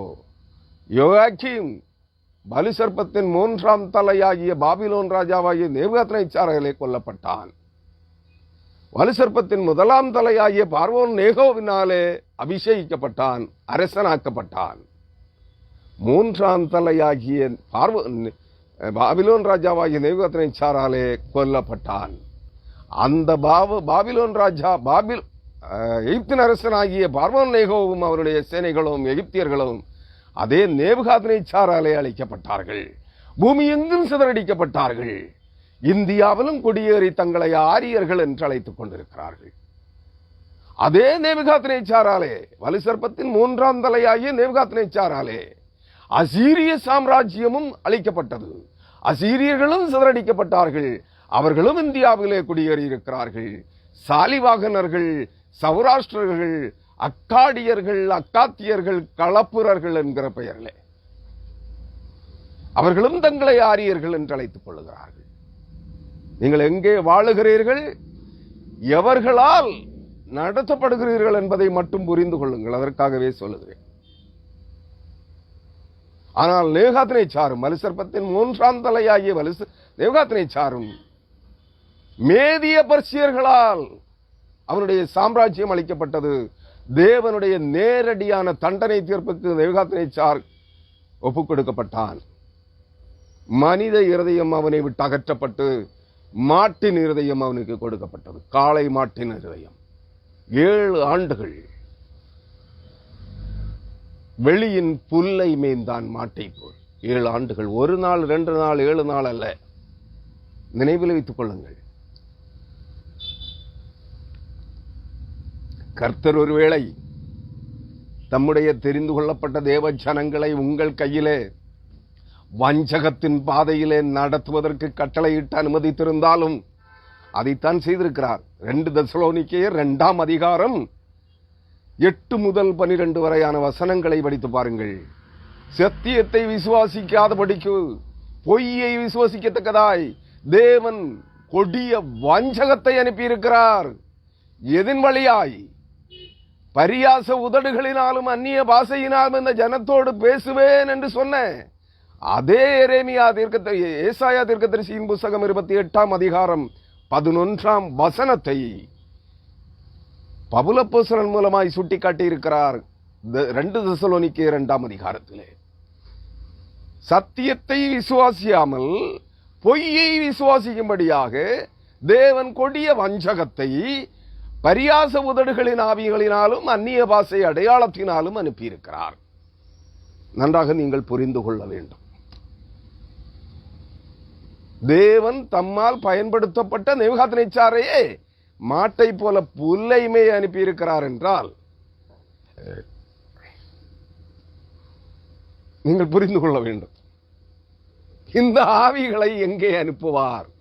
இந்த ஆவிகளை கொண்டு நாங்கள் பரிசுத்தவான்கள் என்று கூவிக்கொண்டிருக்கிற கள்ள தீர்க்கதரிசிகளே, கள்ள அப்போஸ்தலர்களே, கள்ள போதகர்களே, கள்ள கிறிஸ்தவர்களே, உங்களையும் உங்கள் சேனைகளையும் எங்கே அனுப்புவார்? யோசித்து பாருங்கள். அதற்காகத்தான் இந்த வார்த்தையை இந்த கோணத்திலே விவரித்தேன். நன்றாக புரிந்து கொள்ளுங்கள். அது தேவனுடைய சித்தமாக இருக்கிறது. அவர் என்ன சொல்ல வருகிறார் என்பதை அறிவதற்கு என்னால் புரிந்து கொள்ள முடியாததால் நான் சற்று நேரம் நிதானமாக வார்த்தைகளை பயன்படுத்தி கொண்டிருந்தேன். பிற்பாடுதான் புரிந்தது, ஓஹோ இப்படித்தான் வருகிறாரா. அதான் ஆணித்தரமாக சொல்லார் அந்த பேச்சு அமைந்தது. பிற்பாடு கொஞ்சம் தயக்கத்தோடு என்னுடைய செய்தியை ஆரம்பித்தேன். ஏனெனில் இந்த வார்த்தைகள் வரலாற்று ரீதியான புள்ளி விவரங்கள். இதை எப்படி விவரிப்பது? திகைத்துக் கொண்டிருந்தேன். உண்மையை சொல்லுகிறேன், நான் ப்ரிப்பேர் பண்றதே கிடையாது. செய்திக்கு வந்த பிற்பாடு தான் செய்தி ஆவியானவர் என்ன தருகிறாரோ, என்ன சொல்லுகிறாரோ, எப்படி நடத்துகிறாரோ அவருடைய கையிலே இருக்கிறது. நானும் இப்படி எதிர்பார்க்கவில்லை. நிச்சயமாக 100% சொல்லுகிறேன், இந்த வார்த்தைகளை கொண்டு கர்த்தர் விதமாய் ஒரு வியாக்கியானத்தை தருவார் என்று நான் எதிர்பார்க்கவே இல்லை. என் கனவிலும் நினைவிலும் நான் நினைத்து பார்த்ததில்லை. நன்றாக புரிந்து கொள்ளுங்கள். இது இன்றைய கிறிஸ்தவர்களுக்கு எச்சரிப்பின் வார்த்தைகளாக இருக்கிறது. நீங்கள் நம்பிக்கொண்டிருக்கிற, நீங்கள் பெற்றுக்கொண்டிருக்கிற, நீங்கள் செயல்பட்டு கொண்டிருக்கிற ஆவிகளும், உங்களுடைய அபிஷேகங்களும், உங்கள் மூழ்கி ஸ்நானங்களும், உங்கள் அபிஷேகத்தின் ஆவிகளும், உங்கள் நடத்தைகளும் செயல்களும் எங்கே சென்று கொண்டிருக்கிறது? தேவன் கற்பித்த பிரமாணங்களின் வழியை விட்டு தவறி நடக்கிறீர்கள். மார்க்கம் தப்பி அலைகிறவர்களாய் தங்கள் அவமானங்களை நுரை தள்ளுகிற பொங்கி எழும்புகிற கடல் அலைகளை போல் இருக்கிறீர்கள் இன்றைய கிறிஸ்தவர்களே. மனம் இருந்தால் கேளுங்கள், மனம் திரும்புங்கள். இல்லை என்றால் உங்கள் பாடு தேவன் பாடு. அவ்வளவுதான். அவர் என்ன திட்டம் பண்ணி இருக்கிறாரோ அதை உங்களிடத்திலே நடப்பிப்பார். அவ்வளவு, வேறொன்றுமில்லை. 31ஆம் வசனத்திற்கு வருகிறேன். நான் அவனிடத்திலும் அவன் சந்ததியினிடத்திலும் அவன் பிரபுக்களிடத்திலும்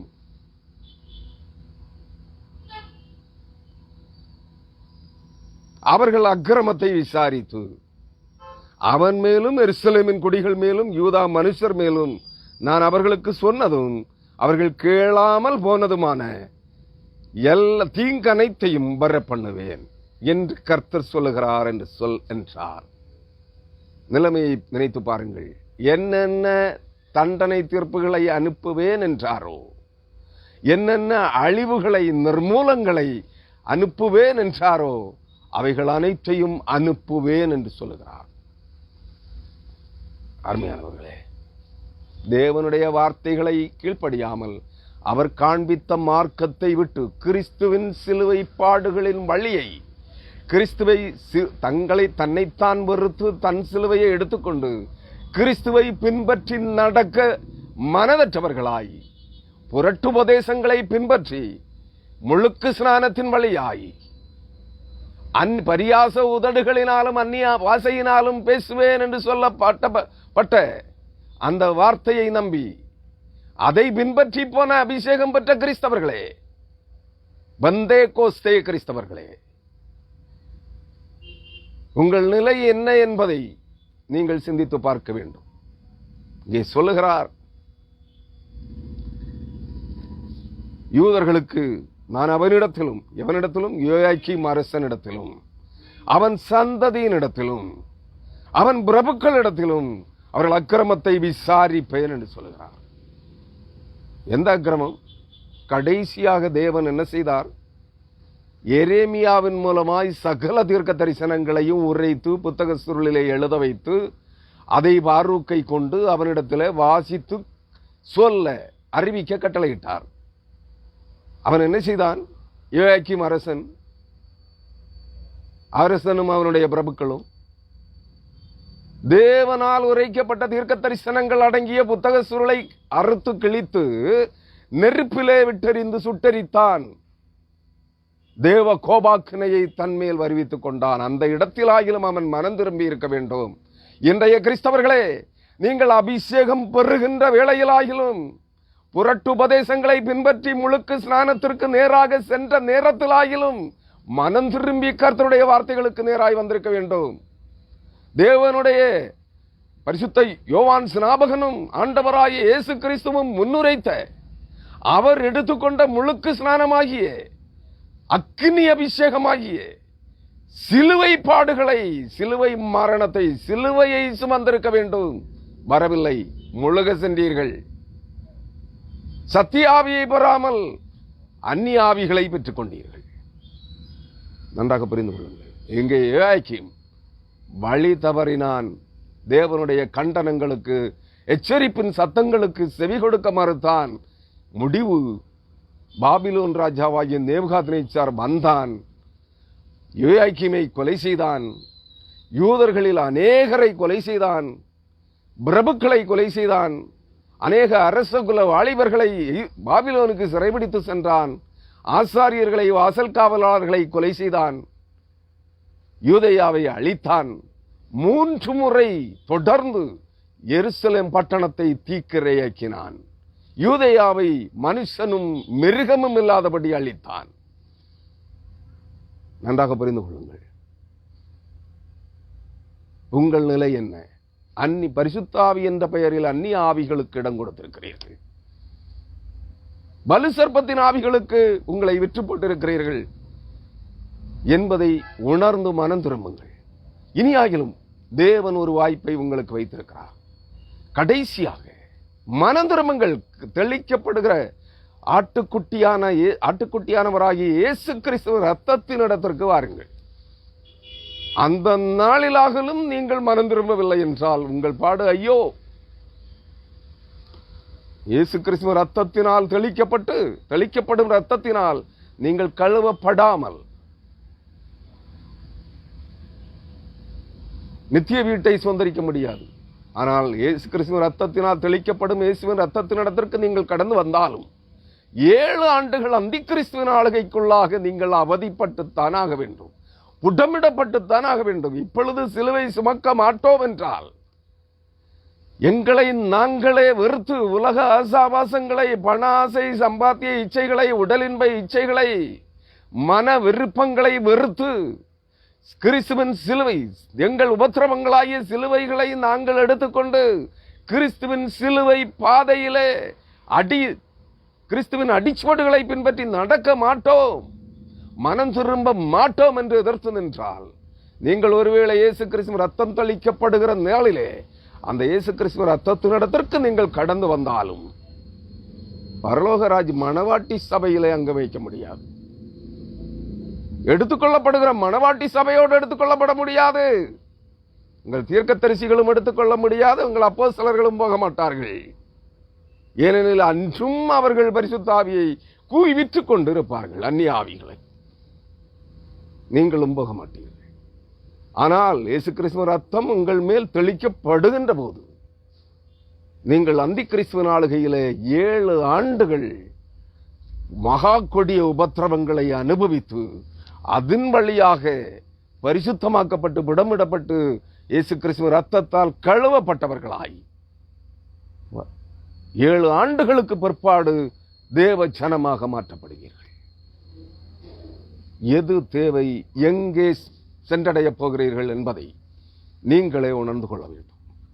இங்கே சொல்லுகிறார், நான் அவனிடத்திலும் அவன் சந்ததியினிடத்திலும் அவன் பிரபுக்களிடத்திலும் அவர்கள் அக்கிரமத்தை விசாரிப்பார்.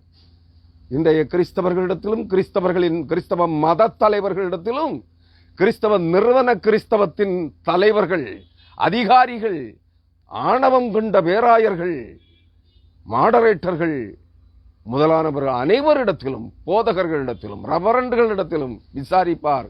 வந்தேகோசேகாரர்களிடம் மட்டுமில்லை, எல்லா பிரிவு கிறிஸ்தவர்களிலும் கிறிஸ்தவ மத தலைவர்கள், கிறிஸ்தவ அதிகாரிகள் அனைவரையும் தேவன் விசாரிப்பார் ஒரு நாளிலே. தப்பி ஓடிக்கொள்ளலாம் என்று நினைக்க வேண்டாம். செவ்வாய் கிரகத்திலே குடியேறி விடலாம் என்று கனவு காண வேண்டாம். நன்றாக புரிந்து கொள்ளுங்கள். அவன் மேலும், எருசலேமின் கொடிகள் மேலும், யூதாவின் மனுஷர் மேலும் நான் அவர்களுக்கு சொன்னதும் அவர்கள் கேளாமல் போனதுமான தீங்கனைத்தையும், எந்த தீங்கான வார்த்தைகளை, எந்த அழிவை குறித்த காரியங்களை கேட்க மனமற்றவர்களாய், இதொன்னும் சம்பவிக்காது, இப்படியெல்லாம் நடக்கப் போவதில்லை, இதெல்லாம் பொய் என்று சொல்லி சத்தியத்தை பொய்யாக மாற்றுகிறவர்களே, பொய்யை சத்தியமாக எண்ணிக்கொண்டு மனம் போன போக்கிலே வாழ்ந்து கொண்டிருக்கிறவர்களே, அந்த நீங்கள் பொய் என்று சொல்லுகிற அனைத்து சத்தியங்களையும் தேவன் தம்முடைய வார்த்தைகளின் வழியாய் நடப்பிப்பார். அங்கே யூதர்களுக்கு அதைத்தான் நடப்பிப்பார். சகல தீங்கையும், நீங்கள் கேளாமல் போன, நம்பாமல் போன, விசுவாசியாமல் போன அனைத்து அழிவையும் உங்கள் மேல் அறிவிப்பேன் என்று சொல்லுகிறார். 32ஆம் வசனம், கடைசி வசனத்துக்கு வந்திருக்கிறேன். அப்பொழுது எரேமியா வேறொரு சுருளை எடுத்து கர்த்தர் முன் சொன்னபடி, நீ திரும்ப 28ஆம் வசனத்திலே சொல்லியிருக்கிறார், நீ திரும்ப வேறொரு சுருளை எடுத்து யூதாவின் ராஜாவாகிய யோயாக்கீம் சுட்டரித்த முதலாம் சுருளில் இருந்த முந்தின வார்த்தைகளை எல்லாம் அதிலே எழுது என்று சொன்னார். அந்த காரியத்தை எரேமியா தீர்க்கதரிசி செய்கிறார். அதான் 32ஆம் வசனம். வேறொரு சுருளை எடுத்து அதை நேரியாவின் குமாரனாகிய பாரூக்கு என்னும் சம்பிரதியினிடத்தில் கொடுத்தான். அந்த சம்பிரதி யார்? எரேமியாவின் பிரதிநிதி அல்லது எரேமியா தீர்க்கதரிசியின் உதவியாளன்.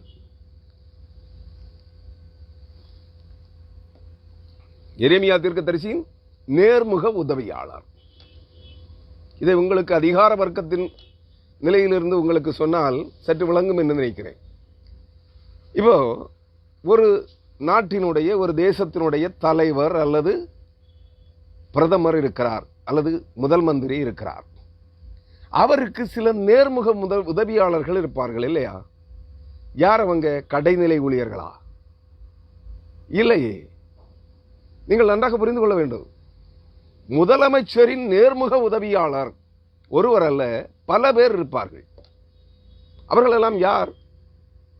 உயர்நிலை அதிகாரிகள்.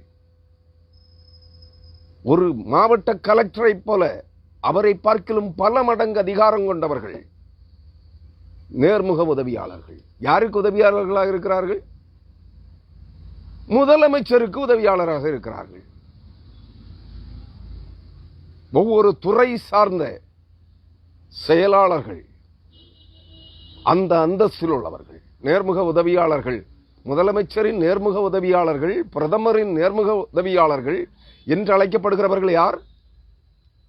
மிக உயர்ந்த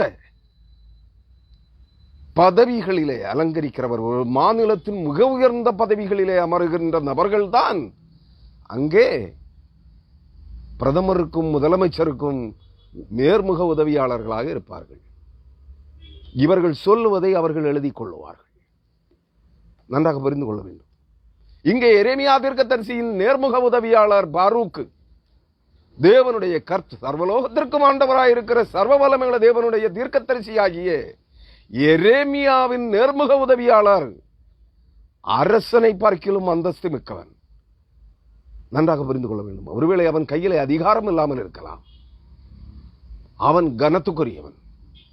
கர்த்தருடைய வாயாக செயல்படுகிற எரேமியா தீர்க்கதரிசியின் நேர்முக உதவியாளர் அவன் தான் சம்பிரதி. புரியுதா? இங்கே அவன் எழுதுகிறான். அவன் ஸ்கிரைப், எழுத்தர். எழுதுகிறான். அவன் வாய் சொல்ல சொல்ல ஒரு முறை எழுதினான், அது யோயாக்கீம் அரசனாலே சுட்டரிக்கப்பட்டது. மறுமுறை திரும்பவும் கர்த்தருடைய கட்டளையின்படி அவன் எரேமியா தீர்க்கதரிசியின் வாய் சொல்ல சொல்ல முந்தின சுருளில் எழுதின அனைத்தையும் இன்னும் அதற்கு அதிகமானவைகளையும் சேர்த்து தேவன் எரேமியாவுக்கு கட்டளையிடபடி எரேமியா சொல்லுகிற அனைத்தையும் அந்த 2ஆம் புத்தக சுருளிலே எழுதுகிறான். சும்மா வேலைக்காரன் நினைக்காதீங்க, கடைநிலை ஊழியக்காரன் என்று எண்ணாதீர்கள். அவன் உயர்ந்த அந்தஸ்துள்ளவன். அங்கே அவன் அதை எழுதினான். அதை நேரியாவின் குமாரனாகிய பாரூக் எனும் சம்பிரதியின் இடத்தில் கொடுத்தான். சம்பிரதினா நேர்முக உதவியாளர். பெரும் அதிகாரத்தில் இருக்கிறவர்களுக்கு நேர்முக உதவியாளர்கள் சம்பிரதி அல்லது அண்டர் செக்ரட்டரி. புரியுதா உங்களுக்கு? அண்டர் செக்ரட்டரினா புரியுதா? அதான் நேர்முக உதவியாளர் அல்லது ஒரு செயலாளர் அந்தஸ்தில் உள்ளவர். தமிழகத்தின் உயர்ந்த செக்ரட்டரியேட் செயலாளருக்கு, முதன்மை செயலாளருக்கு என்ன அந்த அந்தஸ்திலே உள்ளவர்கள் தான், அவருக்கு அடுத்த நிலையிலே இருக்கிறவர்கள் தான் துறைவாரி செயலாளர்கள். அவர்களையும் மேலான அதிகாரத்தில் இருப்பவர்கள் தான் பிரதமர், முதலமைச்சர், கவர்னர் முதலானவர்களுடைய நேர்முக உதவியாளர்கள். அப்படிப்பட்ட ஒரு நேர்முக உதவியாளர் தான் சம்பிரதி. அவருடைய அதிகார வரம்பு எந்த எல்லைக்கு உட்பட்டது என்பதை நீங்கள் புரிந்திருக்க வேண்டும். அதனால் கடைநிலை ஊழியக்காரன் என்று எண்ணிக்கொள்ளாதீர்கள். அங்கே அவன் நேரியாவின் குமாரனாகிய பாரூக்கு யூதாவின் ராஜாவாகி யோயாக்கீம் அக்கினியால் சுட்டரித்த புஸ்தகத்தின் வார்த்தைகளை எல்லாம் அதிலே எரேமியாவின் வாய் சொல்ல எழுதினான். இன்னும் அவைகளுக்கொத்த அநேக வார்த்தைகளும் அவைகளோடு சேர்க்கப்பட்டது. அந்த வார்த்தைகள் இந்த எரேமியா தீர்க்கதரிசியின் புத்தகத்தில் அதிகமாக சேர்க்கப்பட்ட வார்த்தைகள் எரேமியா தீர்க்கதரிசன புத்தகத்தில் இருக்கிறதா என்று தெரியவில்லை. அதை குறித்த பதிவுகளும் இங்கே இருப்பதாக இல்லை. நன்றாக புரிந்து கொள்ள வேண்டும்.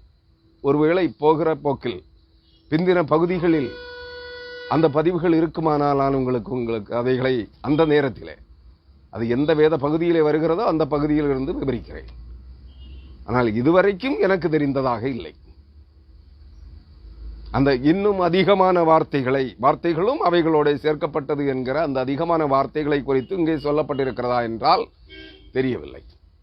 அருமையானவர்களே, தேவனுடைய தண்டனை தீர்ப்புக்கு ஆளாக எந்த நிலையிலும் நீ சாதாரண ஒரு விசுவாச கிறிஸ்தவனாக இருந்தாலும் சரி, ஒரு ஊழியக்காரனாக, ஏழை ஊழியக்காரனாக இருந்தாலும் சரி, நடுத்தர ஊழியக்காரனாக இருந்தாலும் சரி, ஒரு நிறுவன திருச்சபையிலே ஊழியம் செய்கிற ஒரு சுவிசேஷகராக, ஒரு போதகராக இருந்தாலும் சரி, நிறுவனங்களிலே, நற்செய்தி நிறுவனங்களிலே ஊழியம் செய்கிற ஒரு நற்செய்தி அறிவிக்கிற சுவிசேஷகராக இருந்தாலும் சரி, ஒரு நற்செய்தி பணி செய்கிற அறிவிக்கிற ஒரு போதகராக இருந்தாலும் சரி, பெந்தேகோஸ்தே திருச்சபைகளிலே நாங்கள் ஆவிக்குரியவர்கள் என்று சொல்லுகிற, முழுக்கு ஸ்நானம் பெற்று பரியாச உதடுகளின் ஆவிகளினாலும் அந்நிய பாஷையினாலும் அபிஷேகம் பெற்று நாங்கள் பரிசுத்தவான்கள் என்று கூறிக்கொண்டு மற்றவர்களுக்கு தீர்க்க தரிசனமும் குறி சொல்லுகிற,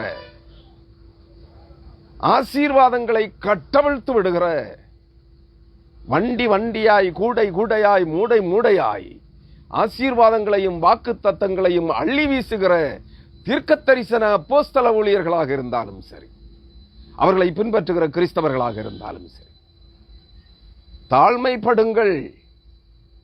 தேவனுடைய சமூகத்தில் உங்களை தாழ்த்துங்கள். வீண் பெருமைகளை விட்டு கீழிறங்குங்கள். வணங்கா கழுத்துகளையும் முரட்டாட்ட சிந்தனைகளையும் விட்டு கீழிறங்குங்கள். இல்லை என்றால் வணங்கா கழுத்துகளை தேவன் முறித்து போடுவார். உன் பிடரி நரம்பு எவ்வளவு கடினமானதாக இருந்தாலும் தேவன் அதை நொறுக்குவார். மறக்காதே. ஏசாயா தீர்க்க தரிசன புத்தகம் சொல்லுகிறது. ஏசாயா தீர்க்க தரிசியின் புஸ்தகம் 43ஆம் அதிகாரம் என்று நினைக்கிறேன். ஏசாயா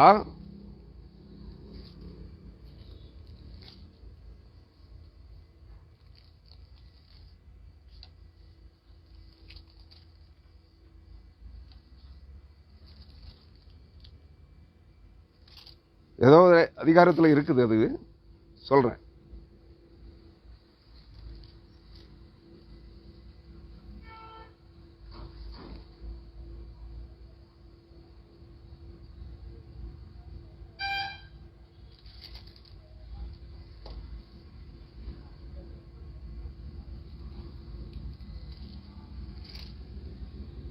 அவர் தாம் அழைத்து கொண்டு தெரிந்து கொண்டிருக்கிற ஊழியக்காரனை குறித்து சொல்லுகிற ஒரு வார்த்தை அது.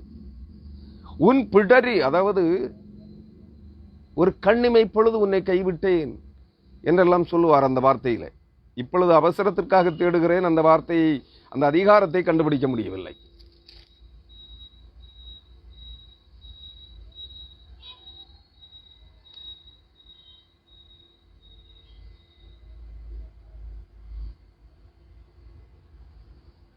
அதில் அவர் சொல்லுவார், ஏசாயா 41 அதிகாரத்திற்கு பிற்பாடு ஏதோ ஒரு அதிகாரத்தில் நிச்சயமாக இருக்கிறது. அவர் என்ன சொல்லுவார்? உன் பிடரி நரம்பு இரும்பென்றும் உன் கழுத்து கடினமானதென்றும் நான் அறிந்திருக்கிறேன் என்று சொல்லுகிறார். தேவன் அதை நொறுக்குகிற போது எவராலும் தாங்கிக் கொள்ள முடியாது. தேவனால் அபிஷேகம் பண்ணப்பட்டவனையும் அவர் நொறுக்குவார். நீங்கள் வலுசற்பத்தின் ஆவிகளால், பரியாச உதடுகளின் ஆவிகளால் அபிஷேகம் பெற்றிருக்கிறவர்களை அல்ல, மட்டுமல்ல, தேவனாலே அபிஷேகம் பண்ணப்பட்டவனாயிருந்தாலும் அவன் தேவனுடைய சமூகத்திலே தேவனுடைய வார்த்தைகளுக்கு அடங்கி நடக்கவில்லை என்றால், தேவனுடைய கட்டளைகளுக்கு பிரமாணங்களுக்கு கீழ்ப்படியவில்லை என்றால், தேவனுடைய எச்சரிப்பின் சத்தமாகிய தீர்க்க தரிசன வார்த்தைகளுக்கு கீழ்ப்படியவில்லை, அடங்கவில்லை என்றால், தேவன் அவனையும் தேவனால் அபிஷேகம் பண்ணப்பட்டவனையும் தண்டிப்பார். மனதிலே வைத்துக் கொள்ளுங்கள். ஏசாயா 48 அதிகாரம் 10 ஏசாயா 48 அதிகாரம் 4 நான் வாசிக்கிறேன். நீ, ஏசாயா 48:4, நீ கடினமுள்ளவன் என்றும் உன் பிடரின் நரம்பு இரும்பென்றும் உன் நெற்றி வெண்கலம் என்றும் அறிந்திருக்கிறேன். புரியுதா? யாருக்கு சொல்லப்பட்ட வார்த்தைகள் இது? ஏசாயாவுக்கு சொல்லப்பட்டதல்ல. ஏசாயா தீர்க்கதரிசியின் மூலமாய் கர்த்தரால் அபிஷேகம் பண்ணப்பட்ட தன்னுடைய கர்த்தருடைய ஊழியக்காரர்களுக்கு சொல்லப்பட்டது. நீ கடினமுள்ளவன் என்றும் உன் பிடரின் நரம்பு இரும்பென்றும் உன் நெற்றி வெண்கலம் என்றும் அறிந்திருக்கிறேன். அன்பான சகோதரனே, சகோதரியே, ஊழியக்காரனே, ஊழியக்காரியே, தீர்க்கதரிசியே, அப்போஸ்தலனே, பேராயரே, ரெவரண்டே, நீ யாராக இருந்தாலும் சரி, தேவன் சொல்லுகிறார், நீ தேவனால் அழைப்பை பெற்று தெரிந்து கொள்ளப்பட்டு ஊழியக்காரனாக வந்திருந்தாலும் சரி, வலுசற்பத்தின் வாய்களாய் செயல்படுகிற கள்ள தீர்க்கதரிசிகள், கள்ள அப்போஸ்தலர்களால், கள்ள போதகர்களால், நிறுவன திருச்சபை தலைவர்களால் நீ ஊழியக்காரனாக அபிஷேகம் பண்ணப்பட்டிருந்தாலும் சரி, நீ அவர்களாலே முழுக்கு ஸ்நானம் பெற்று அபிஷேகத்தை அந்நியவாசியின் ஆவிகளாலும் பரியாச உதவிகளின் ஆவிகளினாலும் பெற்றுக் கொண்டிருந்தாலும் சரி, தேவன் சொல்லுகிறார், உன் பிடரி, நீ கடினமுள்ளவன் என்றும் உன் பிடரின் நரம்பு இரும்பென்றும் உன் நெற்றி வெண்கலம் என்றும் அறிந்திருக்கிறேன். எரேமியா, எசேக்கியேல் முதலானவர்களுடைய நெற்றியை யூதர்களுக்கும் யூத ஜனங்களுக்கும் கள்ள தீர்க்கதரிசிகளுக்கும் முன்பாக, யூதாவின் அரசனுக்கு முன்பாக எரேமியாவின் நெற்றியை வெண்கலமாக்கினவர், எசேக்கியேல் தீர்க்கதரிசியின் நெற்றியை வெண்கலமாக மாற்றினவர், எரேமியா, எசேக்கியேல் முதலானவர்களை இருப்பு தூணாய் வெண்கல அலங்கமாய் மாற்றினவர். அன்பான ஊழியக்காரனே, ஊழியக்காரியே, தீர்க்கதரிசியே, அப்போஸ்தலனே, போதகரே, ரெவரண்டே, பேராயரே, கிறிஸ்தவ விசுவாசியே, எச்சரிக்கையாயிரு. அவர் உன்னை அறிந்திருக்கிறார். உன்னை கடினமுள்ளவன், கருங்கல் பாறையை பார்க்கிலும் கடின இதயம் கொண்டவன் என்று அறிந்திருக்கிறார் அவர். நீ மறைத்துக் கொள்ள வேண்டாம். உன் பெருமையை, உன் மனமேட்டிமையை, உன் அகங்காரத்தை, உன் ஆணவத்தை அறிந்திருக்கிறார். உன்னிடத்தில் செயல்படுகிற ஆவியையும் அறிந்திருக்கிறார். நீ உன் பிடரி நரம்பு என்றால் தெரியுமா? இந்த பகுதி, கழுத்திலிருந்து இந்த சோழர், இந்த பகுதியிலே ஒரு நரம்பு, பிடரி நரம்பு இரும்பு. அது உன் ஆவியை குறிக்கும். உன் ஆத்மாவின் கடினத்தை குறிக்கும். உன் பிடரி நரம்பு இரும்பு என்றும் உன் நெற்றி வெண்கலம் என்றும். நீ யாருக்கும் அஞ்ச மாட்டாய், யாரையும் நிமிர்ந்து பார்க்க மாட்டாய். யார் எதை சொன்னாலும் கர்த்தரையே நீ எதிர்த்து நிற்பாய், உன் நெற்றி வெண்கலம் என்று அறிந்திருக்கிறேன் என்று சொல்லுகிறார். 10வது வசனத்துக்கு வாங்க. அதே ஏசாயா தீர்க்கதரிசன புத்தகம் 48ஆம் அதிகாரம் 10ஆம் வசனம். இதோ உன்னை புடமிட்டேன். எப்படி? கிறிஸ்துவின் சிலுவை பாடுகளின் வழியாக உன்னை புடமிடும்படியாக தெரிந்து கொண்டேன். ஆனால் நீ உன்னை ஒப்புக் கொடுக்கவில்லை, வழி மாறி சென்று விட்டாய். எங்கே சென்று விட்டாய்? உபத்திரவங்களோ பாடுகளோ அக்கினி அபிஷேகமோ வேண்டாம், சிலுவை பாடுகள் வேண்டாம், உபத்திரவங்கள் வேண்டாம். சொகுசான வாழ்க்கை, ஆடம்பரமான வாழ்க்கை, உல்லாசமான வாழ்க்கை, மனவிருப்பம் போல் வாழ்க்கை வேண்டும் என்று முழுக்கு ஸ்நானத்திற்கு சென்றாய். தீர்க்க தரிசனத்தில் கூறி அறிவித்தபடி பரியாச உதடுகளினாலும் அந்நிய பாஷையினாலும் அபிஷேகம் பெற்றாய். ஒரு கூட்டம் தேவனுடைய ஜனங்களை வஞ்சித்து மோசம் போக்கிக் கொண்டிருக்கிறாய். பொய்யை விசுவாசிக்க செய்து வஞ்சகத்தை கட்டவிழ்த்து விட்டு அவர்களை வஞ்சித்து வழி நடத்தி கொண்டிருக்கிறாய். இதோ உன்னை புடமிட்டேன். அதாவது அதுக்கு அர்த்தம் என்ன? உன்னை புடமிடுவார், உன்னை புடமிடுவார், உன்னை சிலுவை பாடுகளுக்கு ஒப்பு கொடுப்பார். எப்படி? கிறிஸ்துவின் ரத்தம் தெளிக்கப்படும் காலத்திலே அந்த ரத்தம் தெளிக்கப்படுதலுக்குள்ளே உன்னை கொண்டு வருவார். உன்னை அந்தி கிறிஸ்துவின் 7 ஆண்டு கால மகா உபத்திரவத்திற்குள்ளே உட்படுத்துவார். அதான் உன்னை புடமிடுவேன், புடமிட்டேன். அவர் இட்டேன் என்றால் கண்டிப்பாக உன்னை புடமிடுவார். அவர் இன்னும் செய்யப்படாதவைகளை செய்து முடித்தது போல பேசியிருக்கிறார். உன்னை புடமிட்டேன். ஆனாலும் வெள்ளியை போலல்ல, உபத்திரவத்தின் குகையிலே உன்னை தெரிந்து கொண்டேன். எங்கே? உபத்திரவத்தின் குகையிலே. எது உபத்திரவம்?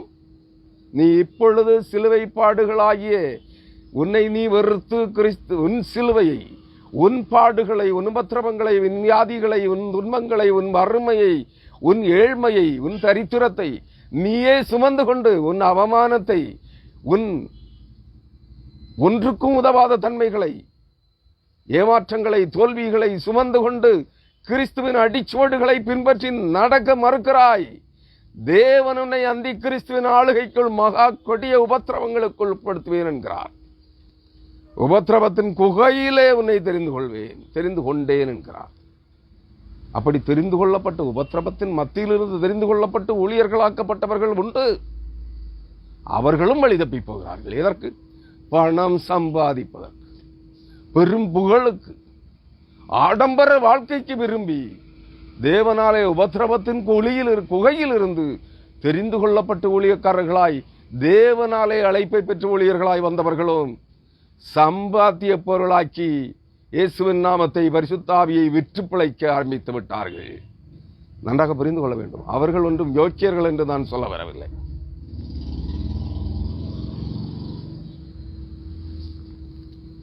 அருமையான கிறிஸ்தவர்களே, அவர் சொல்லுகிறார், ஆனாலும் என் நிமித்தமே அப்படி செய்வேன். யார் நிமித்தம்?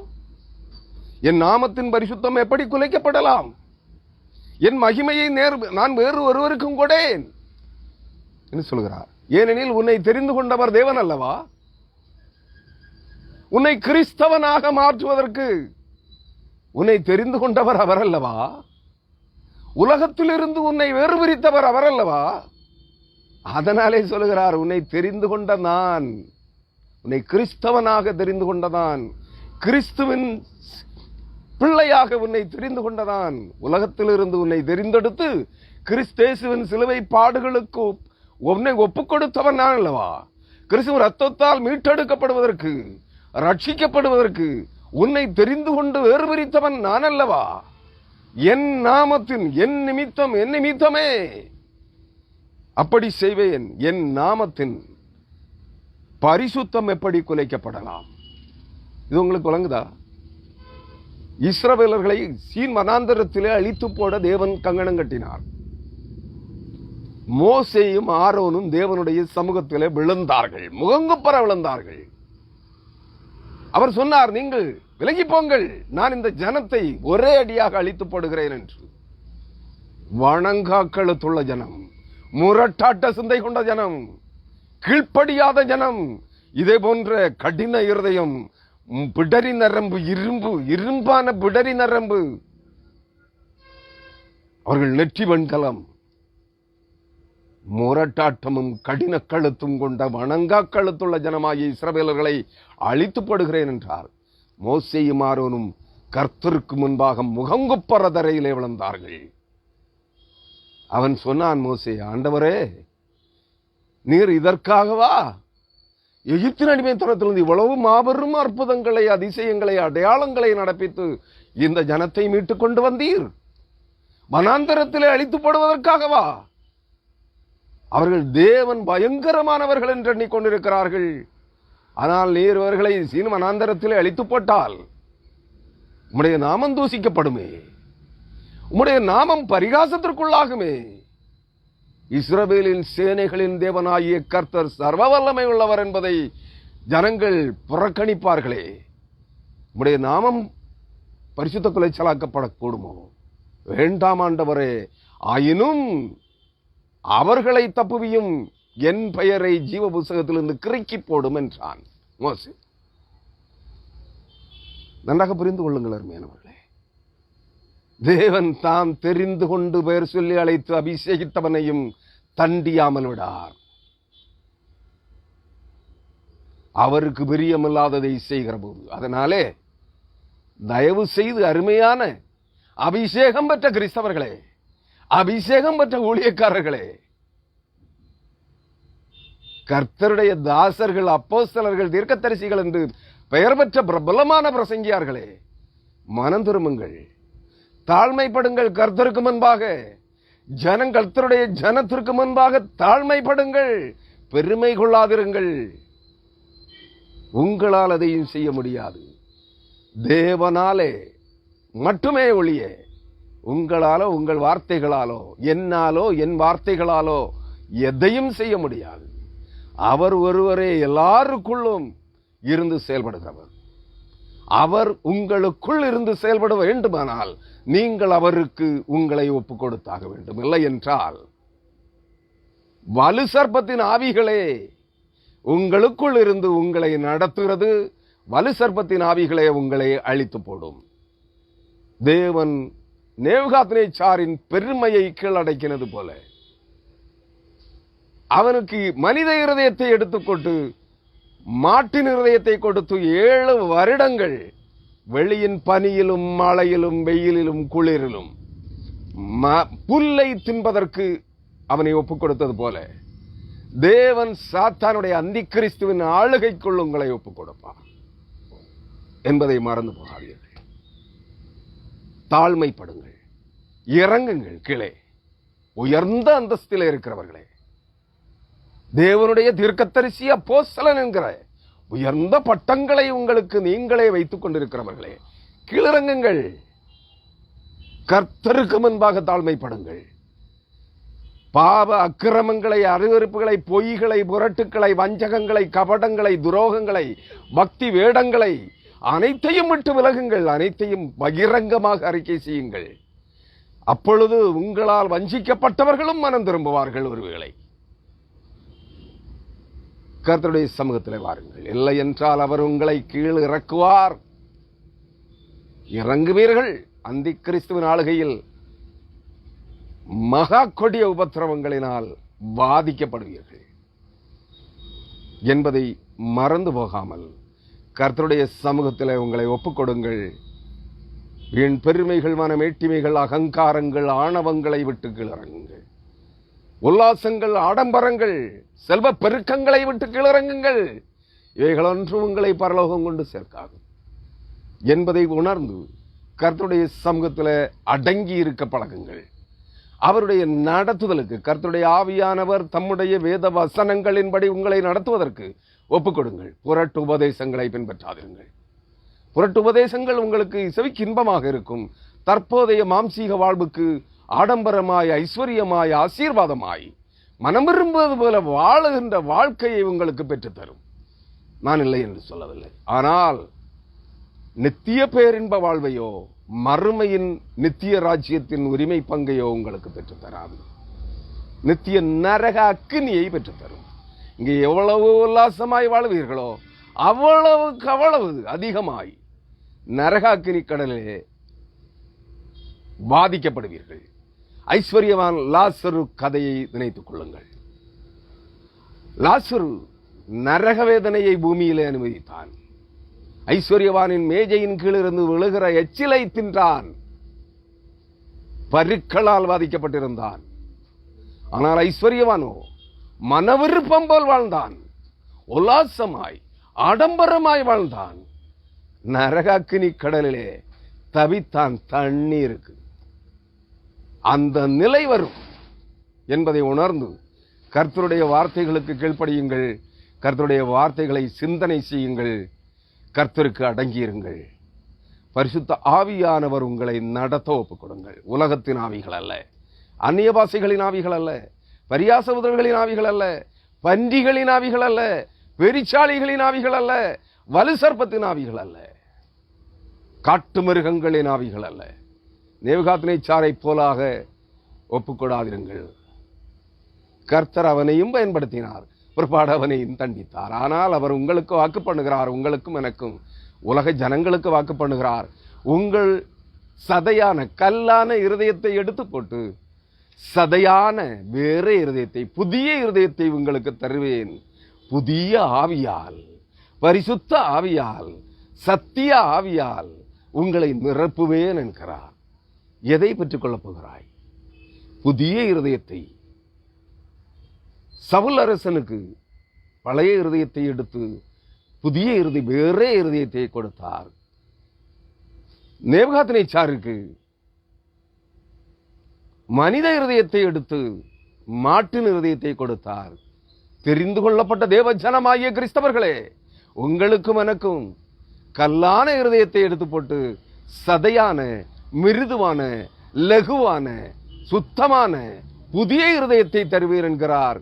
அதற்குள்ளே தம்முடைய புதிய ஆவியை, புதிய திராட்சரசத்தை, புதிய ஆவியை, சத்திய ஆவியை, பரிசுத்த ஆவியை, கர்த்தருடைய ஆவியை, தேவ ஆவியை ஊற்றுவேன் என்கிறார். பெற்றுக்கொள்ள மனதானால் கர்த்தருடைய சமூகத்தில் மனம் திரும்பி வாருங்கள். இல்லையேல் உங்கள் மன விருப்பம் போல் வாழுங்கள். கர்த்தர் உங்களை நடத்துவாராக. ஆமென். கர்த்தருடைய பரிசுத்த நாமத்திற்கு மகிமை உண்டாகட்டும். ஹல்லேலூயா. ஸ்தோத்திரம்.